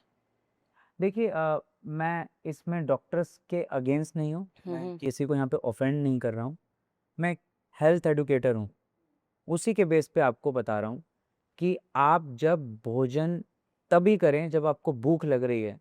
This is the right formula. How, मैं इसको एक्सप्लेन कर देता हूँ। अब ना हम ये कह रहे हैं कि हर 2 घंटे में खाएं, आप खा क्या रहे हैं? उस भोजन से सेटाइटी कितनी है? मैंने अभी खाया, 2 घंटे बाद मुझे भूख लग गई, हम्म तो इसमें प्रॉब्लम डॉक्टर की नहीं है, हम उसको दोष क्यों दे रहे हैं? हमारी आदत ऐसी है और हमारा भोजन गलत है। हम एक्चुअली खाना खा रहे हैं भारती जी। जिस दिन हम भोजन करने लग जाएंगे प्रॉब्लम भी सॉल्व हो जाएगी। खाना, क्या वर्ड है ये? मत खाओ। खाना। भोजन, भूमि से जिसका जन्म हुआ, आप भोजन लीजिए ना। हम्म आप ऐसा भोजन लीजिए जिसके अंदर संपूर्ण न्यूट्रिशन हो। कार्बोहाइड्रेट भी हो, प्रोटीन भी हो, फैट भी हो, विटामिन भी हो, मिनरल भी हो। ऐसा हम नहीं करते हैं। हम खाते क्या है? हम ब्रेड खा लेते हैं, चाय पी लेंगे हम। आप कर क्या रहे हैं अपने साथ? आप कार्ब्स लिए जा रहे हैं, प्रोटीन है ही नहीं। प्रोटीन और फैट में ही तो सेटाइटी है, संतुष्टता है। हम्म आप देर तक रुक पाएंगे? मैं ये नहीं कह रहा हूँ आप 2 घंटे बाद मत खाइए, आप भूखे रहिए। भूखे रहेंगे तब डायबिटीज में प्रॉब्लम है, भूखे और रहे। बिना भूख के खाएंगे तो डायबिटीज में और बड़ी प्रॉब्लम है। ठीक है, और जितना भूख हो आप उतना ही खाएं, डायबिटिक पे। उससे थोड़ा कम खाएं। जैसे हम जोर दे रहे होते हैं कि अरे आपने तो 2 ही रोटी खाई, एक और खा लीजिए करके। देखिए न्यूट्रिशन खाइए, कंप्लीट न्यूट्रिशन खाइए। हर एक थाली, एक मील लेके बैठे हैं, वो ब्रेकफास्ट लंच डिनर ना मिटाइए। 2 जून, 2 मील्स। अब एक मील आपकी कितने बजे भी हो, जब आपको भूख लग रही है जरूर खाइए, पेट भर के खाइए। जितनी भूख है उससे थोड़ा कम खाइए, च्यू करके खाइए, है ना। पूरा ध्यान उसमें हो, ग्रेटिट्यूड देके खाइए और खुश होके खाइए। तो एक चीज तो आप ये क्लियर करिए कि जब बात आती है थाली में प्रोटीन और फैट की, तो प्रोटीन के नाम से सब कंफर्टेबल होते हैं क्योंकि वो हेल्दी टर्म है, बट जहाँ बात आती है फैट की सब डर जाते हैं।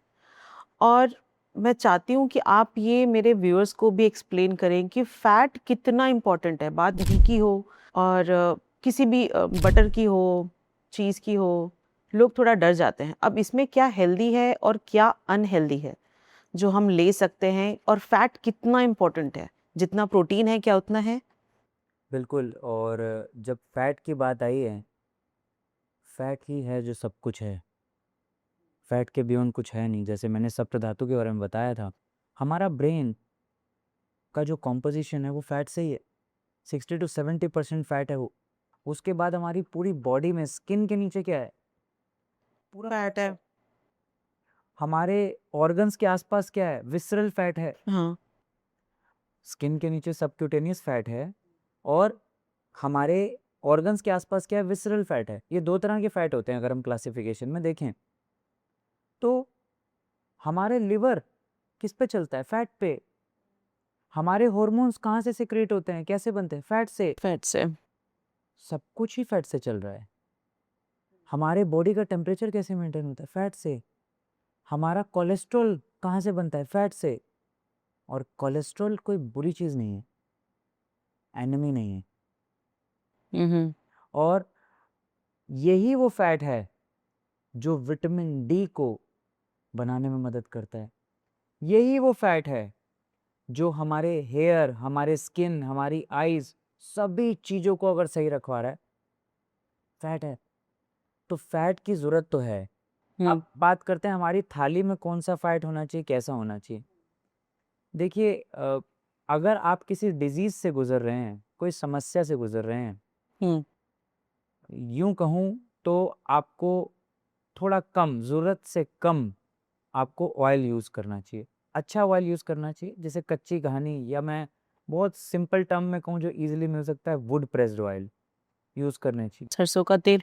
हाँ, सरसों का तेल है, नारियल का तेल है, ग्राउंडनट ऑयल है ना, और सिसमे ऑयल है। ये 4 तरह के तेल ही बड़े इंपॉर्टेंट हैं।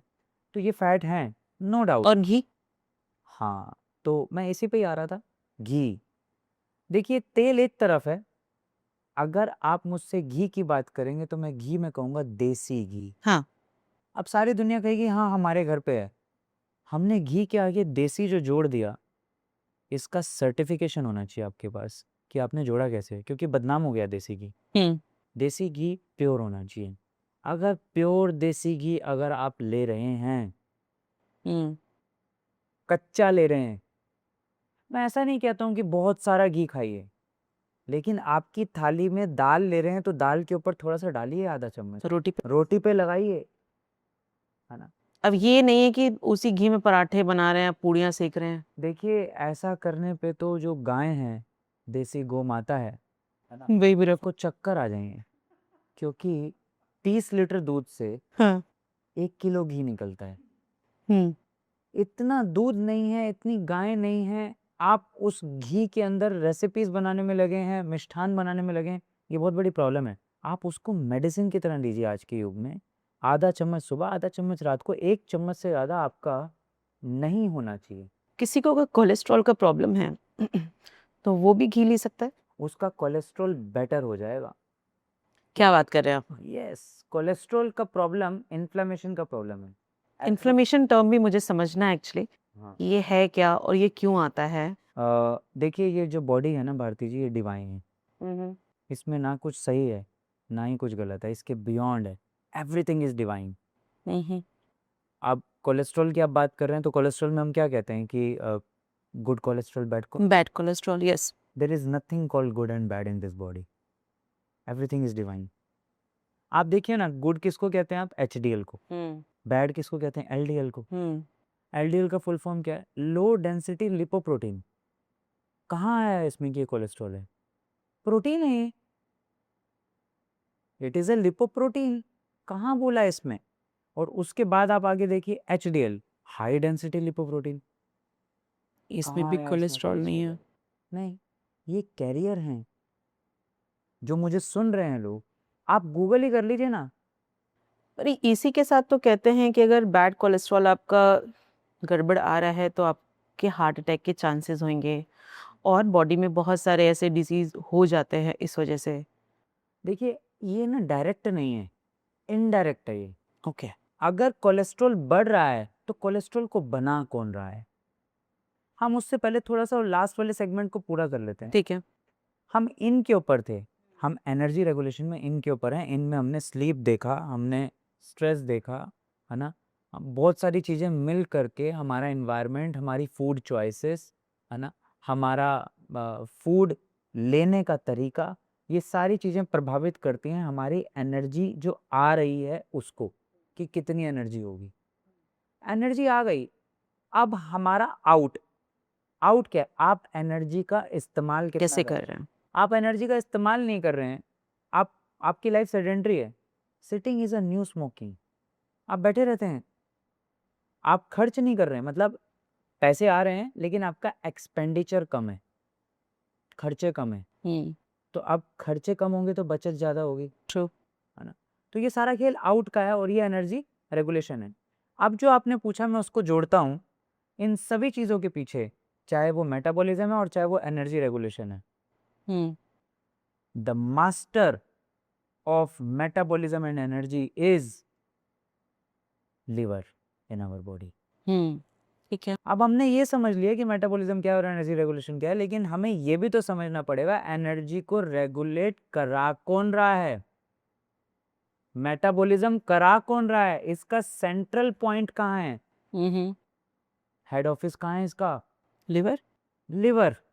महादेव ही है, इनकी मर्जी के बगैर पत्ता नहीं हिलता है। लेकिन हम इनको नहीं समझते हैं, हम ओबेसिटी आ गई तो हम सारी चीजें कर लेंगे, लेकिन लिवर पे ध्यान नहीं है हमारे। तो मैंने अभी तक का जो रूट कॉज बताया आपको, मेटाबॉलिज्म प्लस एनर्जी रेगुलेशन, इन दोनों को जोड़ करके लिवर के ऊपर लेके गया हूं। तो if we fix the liver we can fix the obesity. कैसे पता चलेगा हमारा लिवर गड़बड़ है? अब देखिए, अभी हम पहले बात कर रहे थे कोलेस्ट्रॉल की। कोलेस्ट्रॉल बनता कहाँ है, लिवर में। लिवर से। हमने क्या कहा, कोलेस्ट्रॉल को डिजीज बता दिया। Cholesterol is not a disease, liver बना रहा है और लिवर महादेव है, महादेव गलती नहीं करेंगे, याद रखिएगा। वो कोलेस्ट्रॉल बना रहे हैं क्योंकि बॉडी में कहीं कुछ डैमेज हुआ है, बॉडी में इन्फ्लामेशन है, क्लॉट बन रहा है, एथेरोस्क्लेरोसिस है, प्लेक बन रहा है हमारी आर्टरीज में, उसके रिपेयरिंग के लिए कोलेस्ट्रॉल वहां पे जाता है। और कोलेस्ट्रॉल गणेश जी हैं, किस पे बैठ के जा रहे हैं वो, HDL और LDL पे, LDL के ऊपर बैठ के जा रहे हैं, डिलीवरी बॉय है LDL। और जब उसको वापस बुलाया जा रहा है उस कोलेस्ट्रॉल को लिवर में ही कि भाई आपका काम पूरा हो गया, तब HDL उनको लेने जाता है। अरे मेरा HDL नहीं बढ़ रहा, HDL नहीं बढ़ रहा। आप डिसाइड नहीं करेंगे, महादेव डिसाइड करेंगे कब चाहिए कब नहीं। यस, आपका काम इतना है, जो कृष्ण भगवान ने कहा है कि मैंने मनुष्य को निर्णय लेने का अधिकार उनके हाथ में दिया है। आप सही डिसीजन लीजिए, भोजन सही लीजिए, सही तरीके से उस भोजन को लीजिए, ये सारे डिसीजन सही लीजिए ना। अपनी नींद का डिसीजन लीजिए, आप अपने स्ट्रेस का डिसीजन लीजिए। आप काहे चिंता कर रहे हैं कि भाई उसके अंदर वो लिवर क्या कर रहा है क्या नहीं कर रहा है। हाँ, ये आपका काम ही नहीं, लुकआउट ही नहीं है। नहीं नहीं, मैं तो कोलेस्ट्रॉल कम करके ही मानूंगा। अरे आप कम कर लीजिए, आपका काम ही नहीं है, वो लिवर का काम है, वो अपने आप कर देगा सेटल। आप कम करते करते लिवर को कम, आप कोलेस्ट्रॉल को कम कर देते हैं, डिमेंशिया हो जाता है लॉन्गर रन।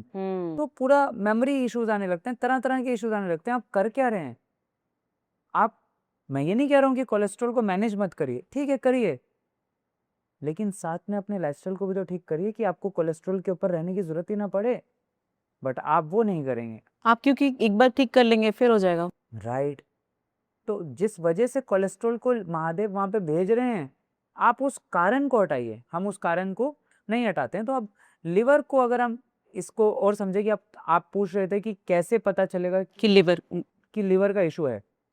देखिए, मैं यहाँ पर थोड़ा सा क्रेडिट देता हूँ, जिनसे हम सीखते हैं उनको क्रेडिट देना चाहिए। डॉक्टर SK सरीन भारत के टॉप लिवर स्पेशलिस्ट में से एक हैं। ILBS के नाम से हॉस्पिटल भी है दिल्ली में, है ना। तो उनको जब हम सुनते हैं, इतने सीनियर पर्सन, है ना, उनको जब हम सुनते हैं तो वो क्या बताते हैं, हर 10 में से आप मान के चलिए 8 लोगों को आज के डेट में फैटी लिवर है। ट्रू। क्यों है? सबसे पहला जब लिवर फैटी का आता था तो हम सबका मानना होता था कि ये बंदा या बंदी ड्रिंक करती है, ये अल्कोहल की वजह से होता है। बट अब क्योंकि अगर 10 लोगों में अगर 8 लोग को है तो वो 8 लोग तो नहीं कर रहे हैं ड्रिंक।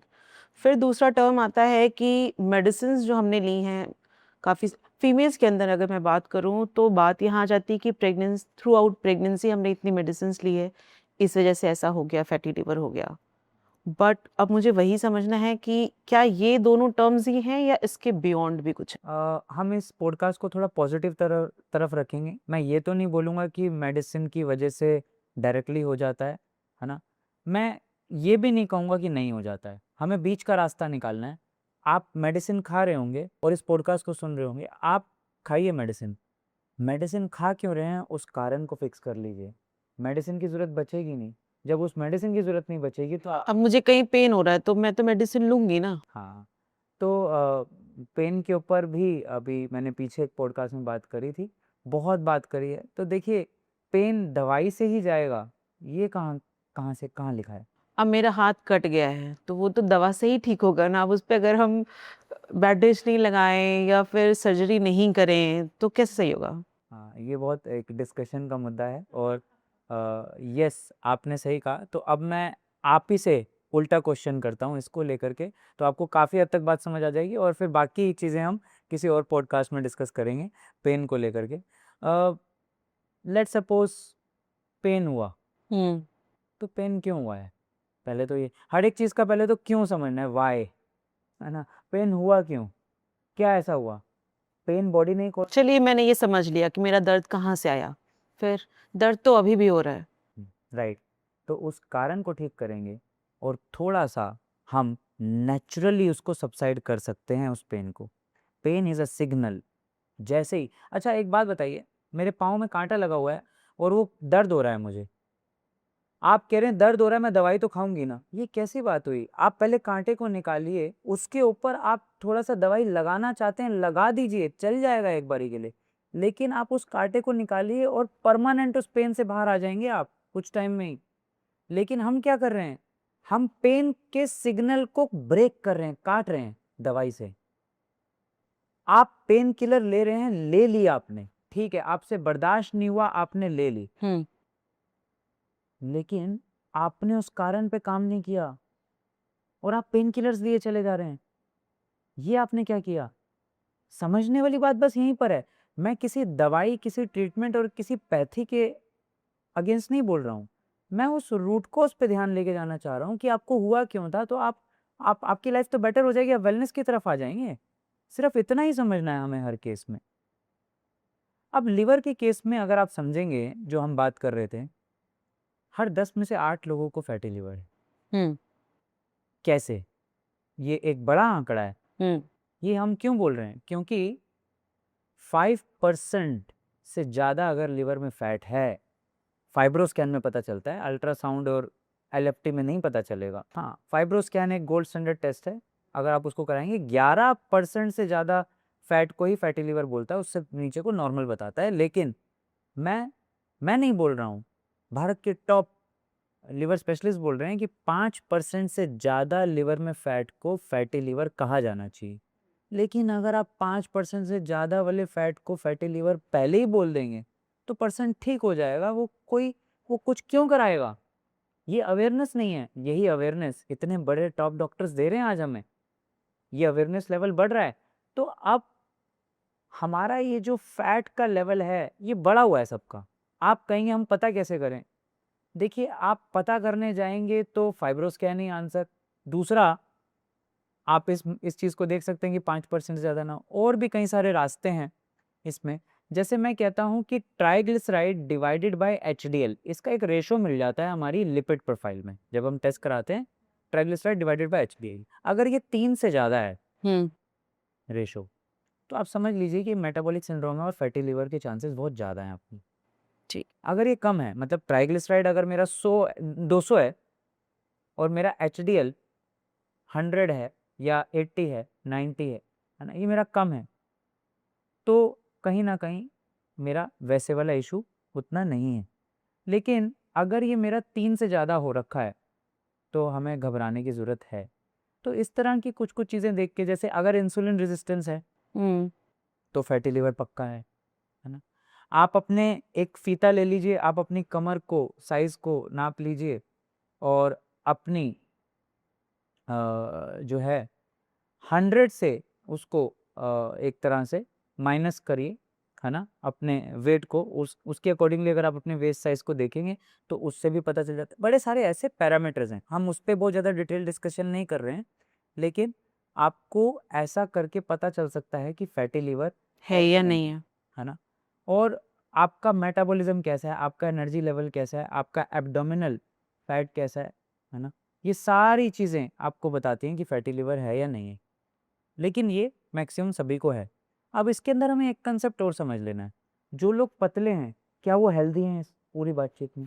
मेरे हिसाब से तो नहीं, बट लोगों का कहना यही होता है। राइट। तो फिर जितने भी चाइना में लोग हैं, जितने जापान में लोग हैं, तो फिर तो वो सारे पतले हैं, है ना? उनको वो कोई सारे ही हेल्दी बीमारी नहीं होना चाहिए। राइट, वो तो सारे ही पतले हैं और सारे ही हेल्दी नहीं। सो अब हम यहाँ पर ये बात कर रहे हैं विसरल फैट की, है ना? अब सामने वाला पर्सन पतला है तो उसका सबक्यूटेनियस फैट तो उतना नहीं है ना? उसकी स्किन में, उसकी चमड़ी में उतना तो नहीं है। नहीं है, लेकिन विसरल फैट उसका हो सकता है। अगर उसका विसरल फैट है तो हम उसको बोलते हैं toffee, TOFI, thin outside fat fat inside. Inside.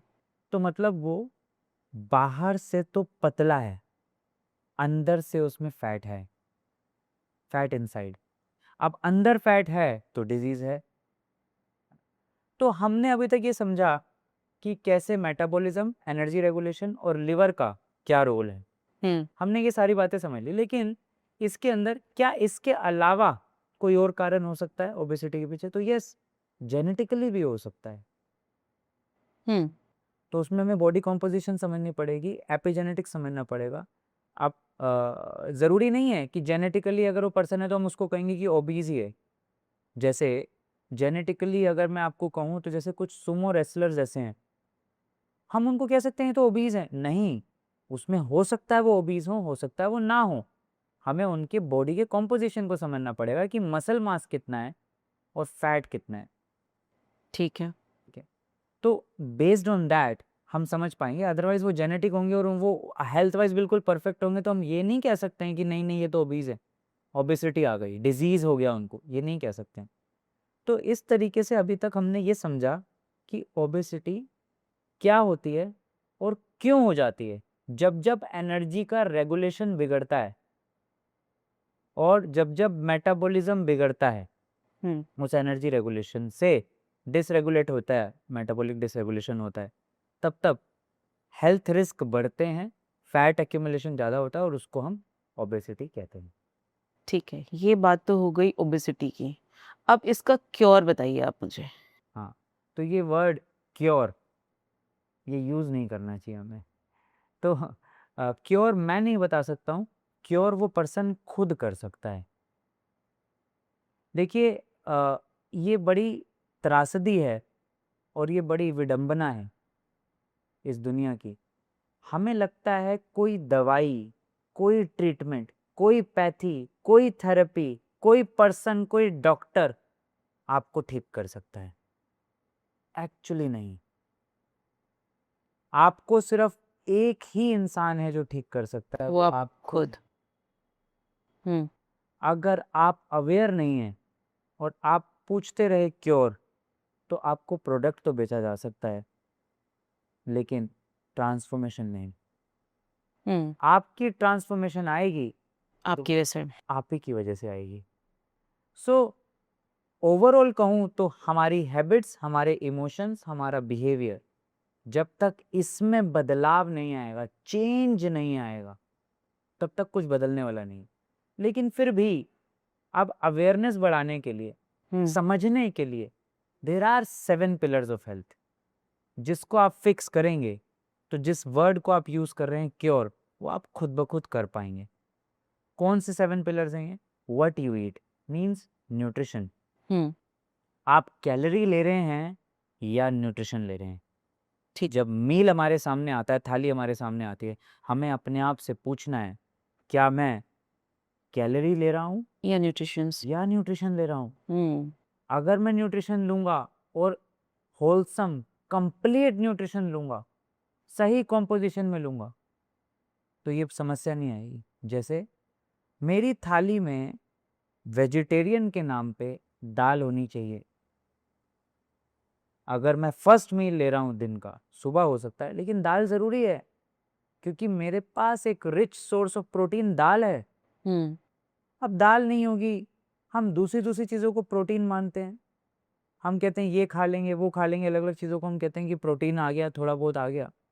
दाल चाहिए हमें वहाँ पे, दाल होगी तो प्रोटीन होगा, है ना? अब इसी तरीके से फैट है, फैट पे हमने बात करी, देसी घी होगा। इसी तरीके से कार्बोहाइड्रेट, हम कार्बोहाइड्रेट के पीछे जानी दुश्मन हो गए। हाँ, वो तो है। बंद करो, रोटी बंद करो, चावल बंद करो। तो एनर्जी कहाँ से आएगा? कि एनर्जी अगर नहीं आया तो क्या होगा? गजब की बात समझेंगे। अगर एनर्जी नहीं मिला बॉडी को, तो बॉडी फैट को तोड़ के एनर्जी निकालने लगेगी, बॉडी उसको तोड़ेगी और वेट लॉस होगा। फैट लॉस या वेट लॉस होगा? पूरा ओवरऑल वेट लॉस होगा। मसल्स भी तो तोड़ेगी ना, इसीलिए वेट लॉस बोल रहा हूँ। और ये गलत है? ये तो बहुत ही गलत है। तो लोग जिम जाते हैं, अब मैं ये थोड़ा सा कंट्रोवर्शियल टॉपिक है लेकिन फिर भी बोलना पड़ेगा यहाँ पे। लोग जिम जाते हैं और सोचते हैं कि हम प्रोटीन खाएंगे तो उससे बॉडी बनेगी। बन जाएगा। बॉडी बनती है कार्बोहाइड्रेट से। हम्म हमारा शरीर सिर्फ एक ही चीज़ नहीं बना सकता है, जिसका नाम है ग्लूकोज। वो हमें, हाँ ठीक बात है। प्रोटीन में 11 तो हमें बता दिए जाते हैं, पढ़ा दिए जाते हैं कि नॉन एसेंशियल अमीनो एसिड्स हैं, जो कि हमारा लीवर और हमारी बॉडी खुद ब खुद बनाने में सक्षम है। 9 हमें चाहिए होते हैं, जो कि हमें भोजन में मिल ही जाते हैं। हम कौन सा अकेले कौन सा कार्बोहाइड्रेट लिए चले जा रहे हैं। और फैट क्या है? स्टोरेज हाउस ऑफ ग्लूकोज है।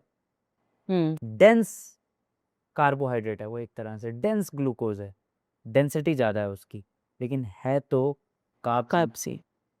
हमारे को कार्ब्स तो चाहिए, ठीक। अनडाउटेडली। तो ये हमारा पहला हो गया 7 पिलर ऑफ हेल्थ में, कि हमें कंप्लीट न्यूट्रिशन चाहिए। इसीलिए हमारे पूर्वजों ने दाल रोटी, दाल चावल को इतनी इंपॉर्टेंस दी। हम चावल इतना सारा लेते हैं, दाल थोड़ी सी लेते हैं। दाल बहुत सारी कर दीजिए, चावल थोड़ा कम कर दीजिए, तब आप सही डायरेक्शन में जाने लगेंगे। चाहे आप डायबिटिक हैं, चाहे आप ओबीज हैं, चाहे आपको कैसी भी समस्या है, आप ऐसा करिए। You should do this. और आप बेसिकली कहीं ना कहीं चबा के नहीं खा रहे हैं। That is the second pillar, that is how you eat. आपका ध्यान कहीं और है, आप डिस्ट्रैक्टेड हैं, टीवी देख के खाते हैं, नेटफ्लिक्स देख रहे हैं हम, और भोजन कर रहे हैं, भोजन करते नहीं है, खाना खाते हैं बेसिकली हम। सो हम आलती पालती मार करके जब सुख आसन में बैठते हैं तो वेगस नर्व स्टिमुलेट हो जाता है। तो हमें भोजन वैसा ही करना चाहिए, तभी जाकर के बर पाता है डकार।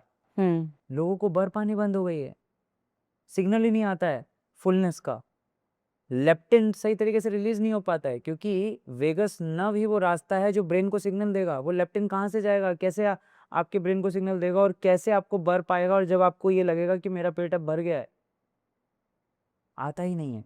सो व्हाट यू ईट खराब है, that is nutrition. How you eat है। उसके बाद तीसरा है इमोशंस। हमारे इमोशंस कुछ इस तरीके के हो गए हैं, हमारा बिलीफ सिस्टम कुछ इस तरीके का हो गया है कि अब मैंने बहुत सारे स्ट्रेस को अपने मन में घर कर रखा है। बहुत ओवर थिंकिंग है, एंजाइटी है, इस वजह से इन्फ्लेमेशन बढ़ती है, इस वजह से कॉर्टिसोल बढ़ता है। कॉर्टिसोल बढ़ेगा, इन्फ्लेमेशन बढ़ेगी तो इंसुलिन रेजिस्टेंस बढ़ेगा, इंसुलिन रेजिस्टेंस बढ़ेगी तो फैट बढ़ेगा। ट्रू। इसके बाद आ जाता है हमारा एनवायरनमेंट। आप एक काम करिए, ऐसा कर लीजिए, बड़ा पावरफुल एनवायरनमेंट वाला। 10 लोग लीजिए बहुत फिट एंड फाइन, लीन एकदम बॉडी है ना, उनके बीच में 11वें को रख दीजिए जो ओबीज है। कुछ टाइम में वो भी लीन हो जाएगा। इन्वायरमेंट अच्छा है। हमारे आसपास पड़ा उसमें, अच्छा मैं तो बिल्कुल पिज्ज़ा और बर्गर नहीं खाऊंगा या नहीं खाऊंगी, मेरे को मेरे डाइटिशियन ने मना किया है। घर में और सब क्या खा रहे हैं, पिज्ज़ा और बर्गर खा रहे हैं, और हम वहाँ से आंख भी नहीं मिलाना चाहते, अरे नहीं नहीं नहीं मैं तो नहीं खाऊंगी। ये दिमाग में है, एनवायरनमेंट में। हमारे फ्रिज में सारा कूड़ा करकट पड़ा है और हम कहेंगे हम बहुत हेल्थ कॉन्शियस हैं। हमारे डाइनिंग टेबल में मिठाई पड़ी है और हम कहेंगे बहुत हेल्थ कॉन्शियस। ये सारा कुछ एनवायरनमेंट में है। हमारे आसपास लोग किस तरह की बातें करते हैं, हमारे आसपास के लोग किस तरह के हैं, हमारे आसपास किस तरह की चीज़ें हैं, ये बहुत पावरफुल है। सारी चीज़ों से पावरफुल तो एनवायरनमेंट है। आप बदल के देख लीजिए ना, आप अपने एनवायरनमेंट को बदल दीजिए, आप हेल्थ कॉन्शियस लोगों में रहने लग जाइए, आप हेल्थ कॉन्शियस हो जाएंगे। करेक्ट। अब मेरे पास जो क्लाइंट्स आते हैं जो हेल्थ कोचिंग लेते हैं मुझसे, बड़ा हैरान होता हूँ मैं। वो बोलते हैं कि हमारा वेट कम नहीं हो रहा है। मैं कहता हूँ पहली बात तो वेट कम नहीं करना है, इस प्रॉब्लम को और इस वेस्ट को कम करना है। कहते ठीक है सर, कैसे करें कम? तो मैं उनसे पूछता हूँ कि आपका कैसा रूटीन रहता है, आपका सर्कल क्या है, सोशल सर्कल क्या है, चैलेंजेस क्या आते हैं। तो चैलेंजेस में वो बताते हैं कि एक ही चैलेंज है जब हम अपने फ्रेंड्स के साथ बाहर जाते हैं ना, फिर वो मुश्किल बोलता है फ्रेंड कि अरे भाई थोड़ा सा खा लो, हम उसको मना नहीं कर पाते हैं। है। और अब मैं उनसे पूछता हूँ कि आपको प्रॉब्लम पूरी पता है, आप पूछना क्या चाह रहे हैं? डाइट पूछना चाह रहे हैं? डाइट नहीं का नहीं, मैं वो खा भी लूं और मैं ठीक भी हो। हाँ, हाँ, हाँ, हाँ।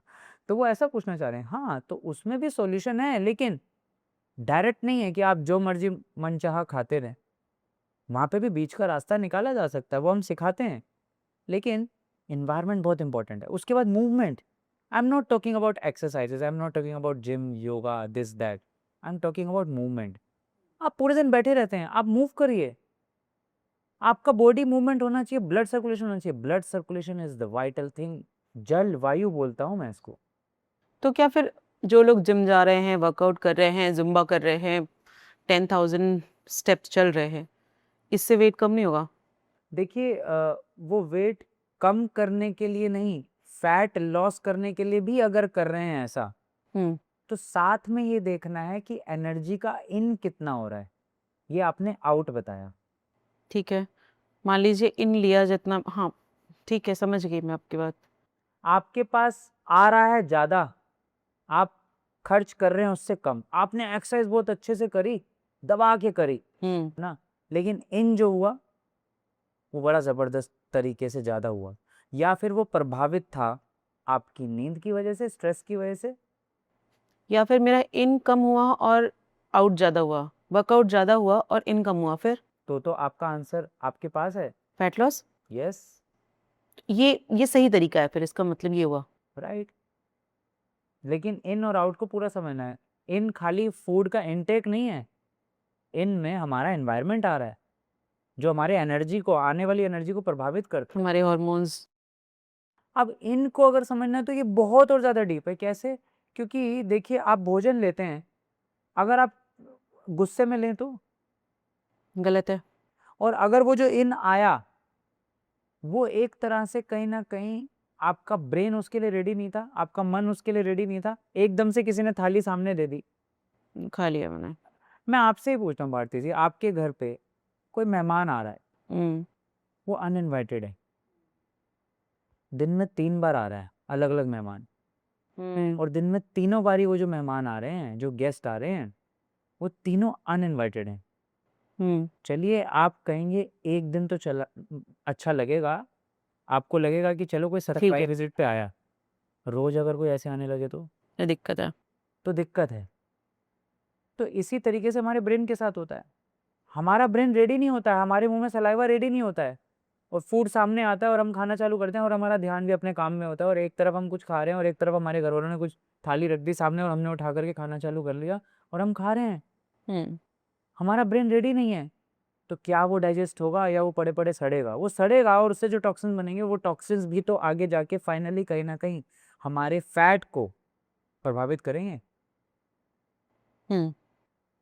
तो हमें देखना और समझना यहाँ पर बस इतना सा है कि इस तरीके से ये सारी चीज़ें चलती हैं। सो हमने what you eat, how you eat, emotions, environment और मूवमेंट के बारे में समझा। And the sixth factor is sleep, जिसके बारे में हम बात कर चुके हैं। हम्म। जितना नींद कम होएगी, रात की नींद कम होएगी, फैटी लिवर के चांसेस बहुत ज़्यादा हैं। अब बड़े सारे व्यूअर्स के मेरे पिछले पॉडकास्ट में इस तरह के कमेंट आ रखे थे कि भाई फिर रात को जगने वाला और नाइट ड्यूटी करने वाला क्या करे। मैं इसका आंसर कर देता हूँ। देखिए आप रात को जग रहे हैं क्योंकि मजबूरी, आपका काम है। आप फैटी लिवर से बचना चाहते हैं और अपनी हेल्थ को भी ऑप्टिमाइज करना चाहते हैं, सही रखना चाहते हैं। हम्म। आपके लिए बड़ा सिंपल है कि जो आप लास्ट मील लें रात की, हम्म। जल्दी करने की कोशिश करें और उसको लाइट रखें। आप लेट नाइट जग के काम कर रहे हैं, इसका मतलब ये नहीं कि लेट नाइट जग करके आप खाना गलत ले। स्नैकिंग करेंगे। अगर आपको स्नैकिंग का मन है भी, वैसे तो कुछ नहीं खाना है, आप हेल्दी स्नैक भी तो ले सकते हैं ना, क्योंकि आपने डिनर एक हेल्दी और लाइट किया हुआ है। अगर आप जग रहे हैं और आपको क्रेविंग हो भी रही है, आप मखाना ले सकते हैं, आप पफ्ड राइस ले सकते हैं, आप कुछ ना कुछ हेल्दी ले सकते हैं। बट हम ऐसा नहीं करते हैं, हम रात को जग के कॉफ़ी और चाय पी रहे हैं।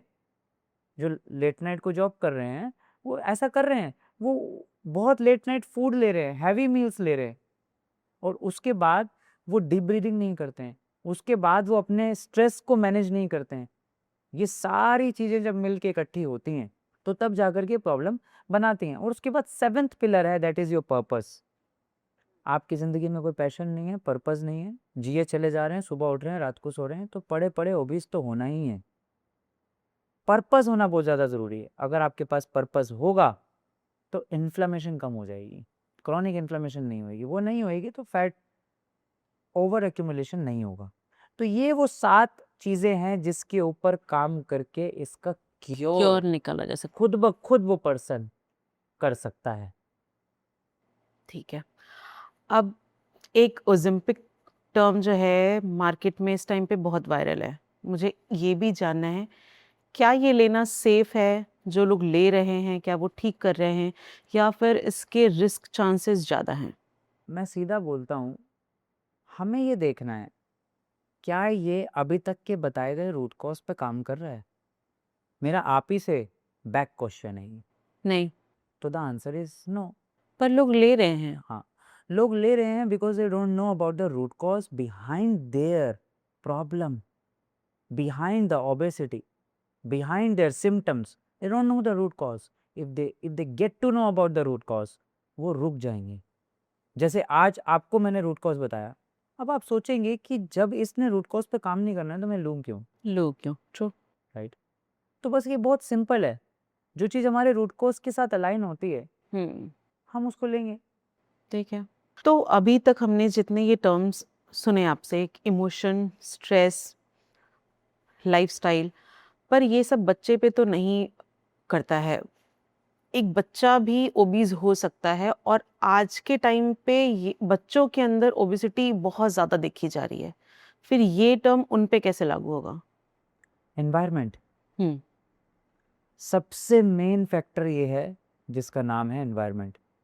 अब जैसे हम बात करते हैं ADHD, attention deficit hyper activity disorder, बहुत ज़्यादा नहीं बोलता है इस पर, लेकिन ये जितने ADHD वाले चाइल्ड हैं जो हाइपर एक्टिव हो गए हैं, अब हम कहेंगे बच्चे में प्रॉब्लम है, नहीं, उसको वैसा एनवायरनमेंट नहीं मिला है, पेरेंट्स को काउंसल करना पड़ेगा।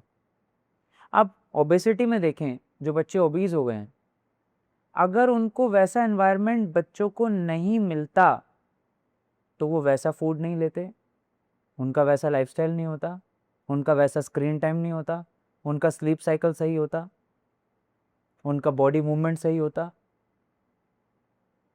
तो ये प्रॉब्लम में वो आते ही नहीं। तो यहाँ पर पूरे घर को अपने आप को बदलने की ज़रूरत है। मैं बैठ के कुछ गलत खाऊंगा और मैं बच्चों से एक्सपेक्ट करूँ कि भाई वो सही खाएं, ये तो सही नहीं है। तो यहाँ पर इन्वायरमेंट का बहुत बड़ा रोल है भारती जी। मान लीजिए मैं घर में भी ठीक खा रही हूँ, बच्चा बाहर से देख के आ रहा, अपने स्कूल से देख के आ रहा, राइट, अपने फ्रेंड्स का टिफिन बॉक्स देख के आ रहा, फिर घर पे आके वो डिमांड करता है मुझे तो ये खाना है राइट, और जिद है। राइट। फिर एक टाइम पे मदर भी इरिटेट होके बोलती है कि चलो ठीक है खा लो। तो समस्या ये नहीं है कि वो बाहर से कुछ देख के आ रहा है, समस्या ये है कि बाकी घर वालों का कैसा लाइफस्टाइल है, बहुत इन्फ्लुएंस करता है। ठीक। अगर पूरे घर वालों के सभी मेंबर्स का लाइफस्टाइल बहुत अच्छा है, चाह करके कि वो बच्चा बहुत ज़्यादा अपना लाइफस्टाइल ख़राब नहीं कर पाएगा, ठीक। क्योंकि वो मैक्सिमम टाइम घर पे अपने पेरेंट्स के साथ, अपने पूरी फैमिली के साथ रहता है। ओके। अब ओबेसिटी की बात की, वेट लॉस की बात की, फैट लॉस की बात की, हर टर्म समझा हमने। अब अगर कोई पर्सन वेट्स अपने वेट गेन से स्ट्रगल कर रहा है तो कोई ऐसा मिथ जो आप तोड़ना चाहेंगे, जो लोग, क्योंकि आपके क्लाइंट्स भी होंगे, और एक वो ऐसा टर्म है जो आप बहुत ही कॉमनली सुनते हैं सब में, वो क्या ऐसा मिथ है जो सबको लगता है कि ये करेक्ट है? सबको लगता है कि कैलोरी इंटेक कम करो तो वेट लॉस होगा। हम्म सबको ये लगता है कि वेट लॉस करने के लिए ना विल पावर लगेगी, ये मिथ है।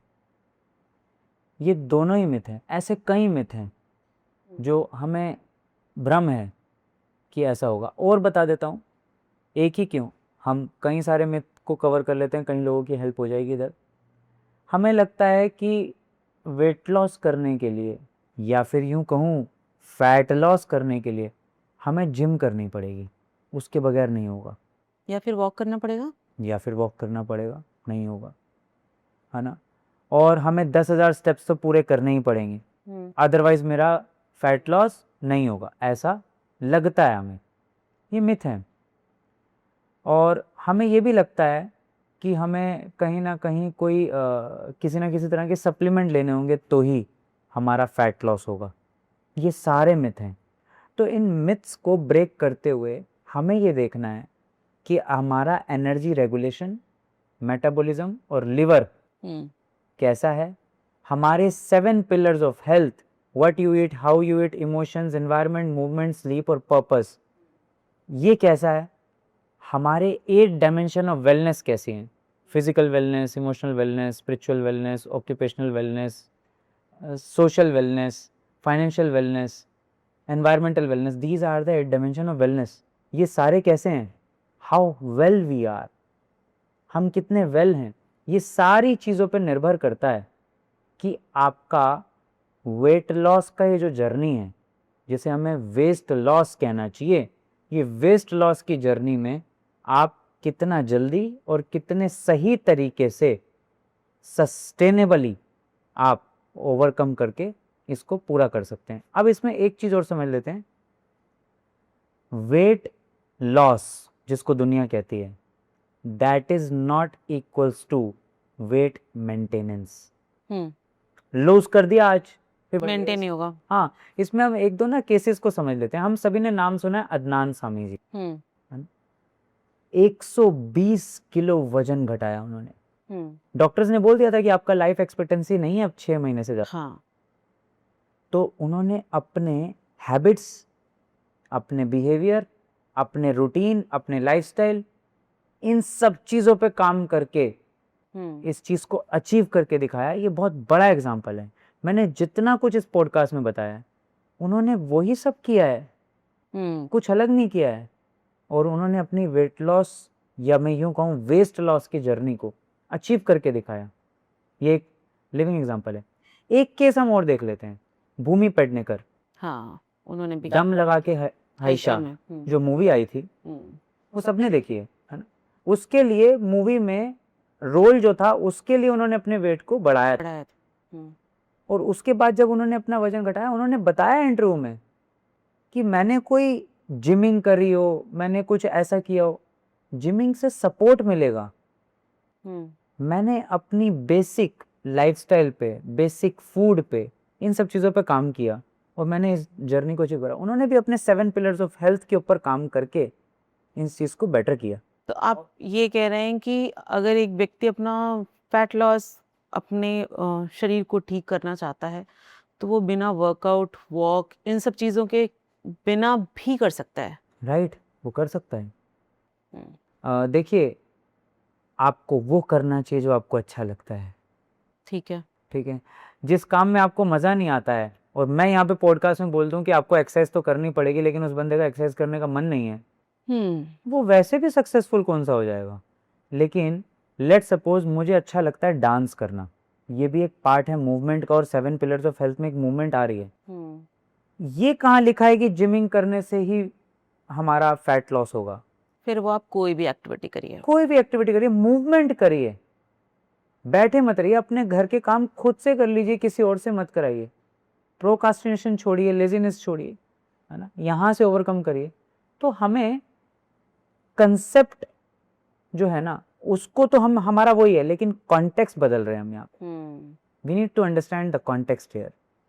सो अभी एक और एग्जांपल हम समझ लेते हैं, हमारे देश के गृह मंत्री के अमित शाह जी। अमित शाह जी, उन्होंने इतनी जबरदस्त ट्रांसफॉर्मेशन करी।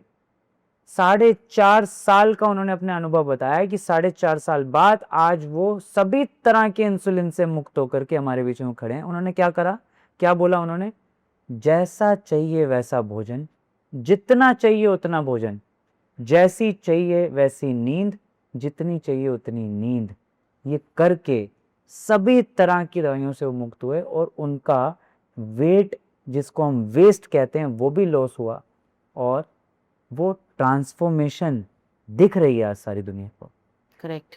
अब आप मुझे अपने लाइफ का एक ऐसा कोई मोमेंट बताइए जिसकी जर्नी सुन के आपको खुद को बिलीव नहीं हुआ कि एक पर्सन के साथ ऐसा भी हो सकता है, जिस दिन आप भी सोचने पे मजबूर हो गए कि ये केस भी हो सकता है क्या? तो एक रेयर डिसऑर्डर है जिसको कहते हैं एप्लास्टिक एनीमिया। ठीक है। इसमें खून नहीं बनता है। बहुत सारे ऐसे डिजीज हैं जिसमें खून नहीं बनता है बोन मैरो से, लेकिन ये थोड़ा सा रेयर है। और उस पर्सन को ब्लड ट्रांसफ्यूजन भी होता है, था, बहुत टाइम पहले की बात बता रहा हूँ, जब मैं अपने मेंटोर के साथ था और मैं उनसे सीखता था। तो मैंने ये केस वहाँ पे देखा, वो उनके पास आए और एज एन असिस्टेंट मैंने ये केस को पहले डील किया। वो पर्सन बिल्कुल बेड रिडन था, सब हाथ खड़े कर चुके थे। इन्हीं 7 पिलर्स ऑफ हेल्थ के ऊपर काम करा करके मेरे मेंटोर ने उनको एडुकेट किया, उनकी फैमिली को एडुकेट किया, और वो पर्सन 2 to 3 मंथ्स के अंदर अंदर पूरा रिवाइव हुआ विद रिपोर्ट्स। आज भी जो मेरे मेंटोर का जो चैनल है डॉक्टर अवधेश पांडे के नाम से है यूट्यूब पे, आप जाके देखेंगे टेस्टिमोनियल्स में मिल जाएगा। वो एप्लास्टिक एनीमिया, आज तक वो पर्सन ठीक घूम रहा है, जिसका ये नहीं पता था कि वो बचेगा कि नहीं बचेगा। वो पर्सन बच गया क्योंकि वो बहुत रेयरेस्ट डिसऑर्डर था। हमने कैंसर्स तक को ठीक होते हुए देखा, लेकिन हमने सोचा नहीं था कि वो ठीक होगा। मैंने स्पेसिफिकली नहीं सोचा था। और उसके बाद जब वो ठीक हुआ, और उसने अपनी एक वीडियो बना के दी हुई है और वो टेस्टिमोनियल में डली हुई है, जिसमें वो एक्टिवा चला के दिखा रहा है कि मैं ठीक हो गया हूँ। एंड उसके बाद उसकी पूरी फ़ोटोज़ हैं पहले की और बाद में, कि जिसमें उसकी जो आइज़ हैं वो पूरी येलो हो रखी हैं और बाद में वो पूरी नॉर्मलाइज हो गई। एंड उसके बाद वो पर्सन एडवोकेट के लिए, एडवोकेट बनने के लिए आगे बढ़ा अपनी लाइफ में। तो ये जो उसकी जर्नी मैंने देखी, तो वहाँ से मुझे एक यकीन आ गया, ये डिवाइन बॉडी है, कुछ भी हो सकता है। कुछ भी हो सकता है। हमारा बिलीफ सिस्टम हमें आगे लेके बढ़ता है। अगर मैं ये मान लूँ कि ठीक होगा, तो ऐसी कोई ताकत नहीं है जो रोक दे कि और वो ठीक ना हो। जितने भी हमारे बीच में सुपरस्टार्स हैं, सबका ऐसा सोचना और सबका ऐसा मानना रहा है, तभी वो बड़ी बड़ी समस्याओं से बाहर निकल के आए हैं। अभी एक एग्जांपल और देख लेते हैं रिसेंट का। ऋतिक रोशन के फादर, जो ऋतिक, उनके फादर राकेश रोशन सर, आप उनका देखिए कि उनको रिसेंटली कैंसर हुआ। वो कैंसर से उनकी ट्रांसफॉर्मेशन की जर्नी रही है। आप उनका इंस्टाग्राम हैंडल देखेंगे, उनकी फ़ोटो देखने को मिलेगी। आप फोटो देखेंगे, उनके पूरे जो नेक पे मसल मास बड़ा कम हो गया है। तो मतलब दिस मीन्स उन्होंने इस जर्नी में बहुत कुछ हुआ है ना। लेकिन एक चीज़ और देखने को मिलेगी, उनकी स्माइल, उनका कॉन्फिडेंस, उनका बिलीफ, उनका सेल्फ लव, ये मिसिंग है। लोग ये नहीं देख रहे हैं। लोग कैंसर का नाम आते ही डर जाते हैं, लेकिन आपका इमोशनल इंटेलिजेंस कितना है, आपका विश्वास कितना है, आपका फेथ कितना है अपने ऊपर और इस प्रोसेस पे, वो फेथ और वो सारी चीज़ें आपको बाहर लेके आती हैं। ऐसे ही सभी बाहर ऐसे ही आए हैं। तो ये बॉडी डिवाइन है, इसको कोई पर्सन खुद अपने एंड पे ठीक कर सकता है। ठीक है, फिर हमारा लास्ट का एक सेगमेंट होता है रैपिड फायर का। मैं आपसे कुछ क्वेश्चंस पूछूंगी, आप उसके फटाफट मुझे आंसर्स दीजिएगा। फॉर वेट लॉस, डाइट या फिर exercise? Exercise but movement also. ठीक है। कैलोरी काउंट करना नेसेसरी है या फिर ऑप्शनल? ऑप्शनल है। ठीक है। ब्रेकफास्ट मस्ट या मिथ? मस्ट। ब्रेकफास्ट नहीं है तो कुछ भी नहीं है, वही टाइम है जठराग्नि का। कार्ब्स फ्रेंड या एनिमी? फ्रेंड। ठीक है। शुगर कंप्लीटली क्विट कर देना चाहिए या थोड़ा बहुत ले सकते हैं? क्विट कर देना चाहिए। टोटली? यस। और उसका कुछ substitute like jaggery and all? देखिए, आप कभी कभार तो sugar in the form of jaggery और इन द फॉर्म ऑफ देसी खांड, ले सकते हैं। शक्कर ले सकते हैं। और बाकी मोंग फ्रूट है एक अच्छा ऑप्शन। अगर आप उसका ऑल्टरनेटिव पूछेंगे तो मोंग फ्रूट एक्सट्रैक्ट आपको अमेजोन पे आराम से मिल जाएगा इन दिनों। तो नेचुरल स्वीटनर है वो, है ना। स्टीविया है उसका ऑप्शन, ये सारी दुनिया जानती है। लेकिन वाइट शुगर तो big no. Okay. Protein weight loss का सीक्रेट वेपन है ये? राइट। वॉकिंग जो है ये वेट लॉस के लिए एनफ है? नहीं। ठीक है। कार्डियो या फिर strength training? Strength training. Obesity will power से कनेक्टेड है? अकेले नहीं। विल पावर के साथ हम्म बाकी सब कुछ भी है जो हमने डिस्कस किया। ओके।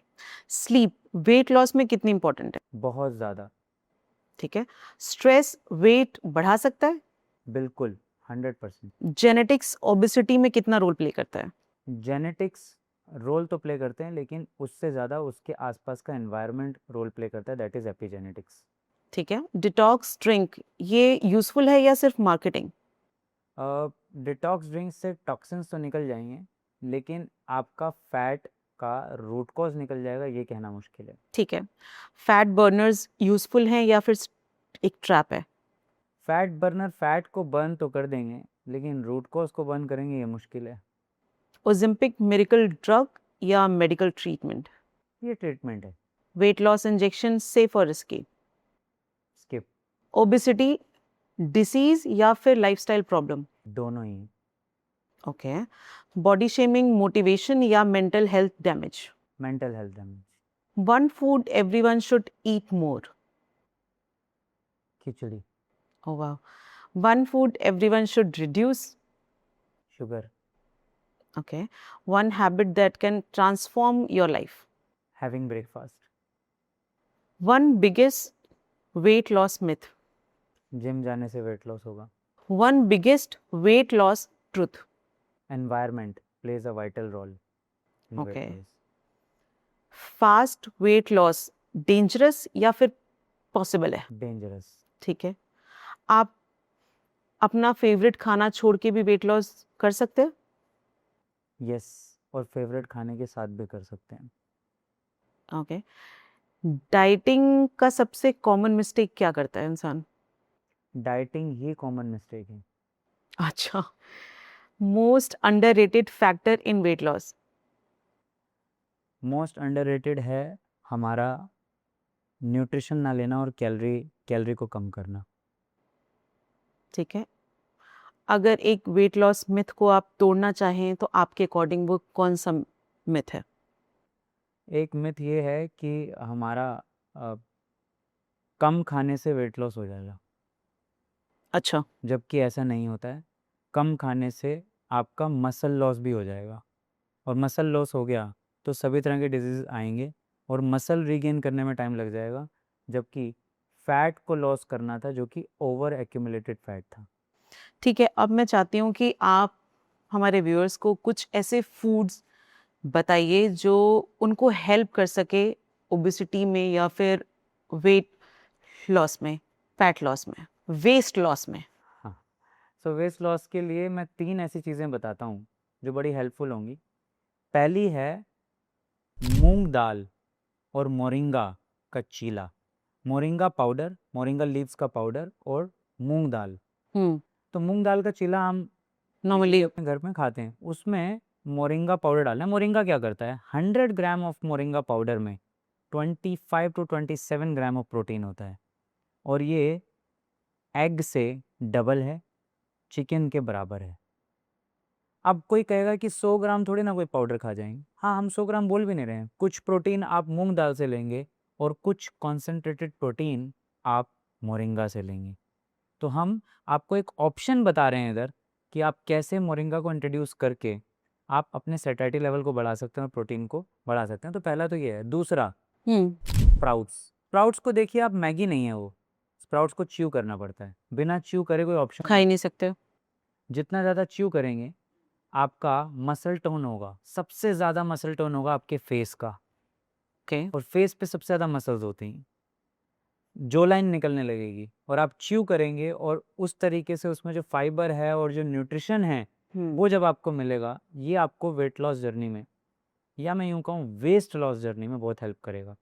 थर्ड, खिचड़ी। खिचड़ी को अगर आपने अपने लाइफ का हिस्सा बना लिया, खिचड़ी बनती कैसे है, बिल्कुल सेमी लिक्विड बनेगी, ना कोई टाइट ना कोई बिल्कुल ही लिक्विडेट, ऐसे नहीं बनेगी। मूंग धुली दाल और नॉर्मल चावल आप ले लेंगे, जो खेत का चावल है, वो काला नमक हो सकता है, वो सोना मसूरी राइस हो सकता है, वो परिमल राइस हो सकता है, जो भी ऑर्गेनिक और नेचुरल आपको राइस मिल रहा है वो लेकर के आपने उससे खिचड़ी बनाई। कॉम्पोजिशन आपने ऐसे रखना है जिसमें चावल कम होगा और दाल ज़्यादा होगी, 2:1 के रेशो में आपने बनाया, और आपने उसको खुले में पकाया रादर देन एल्यूमिनियम के कुकर्स में।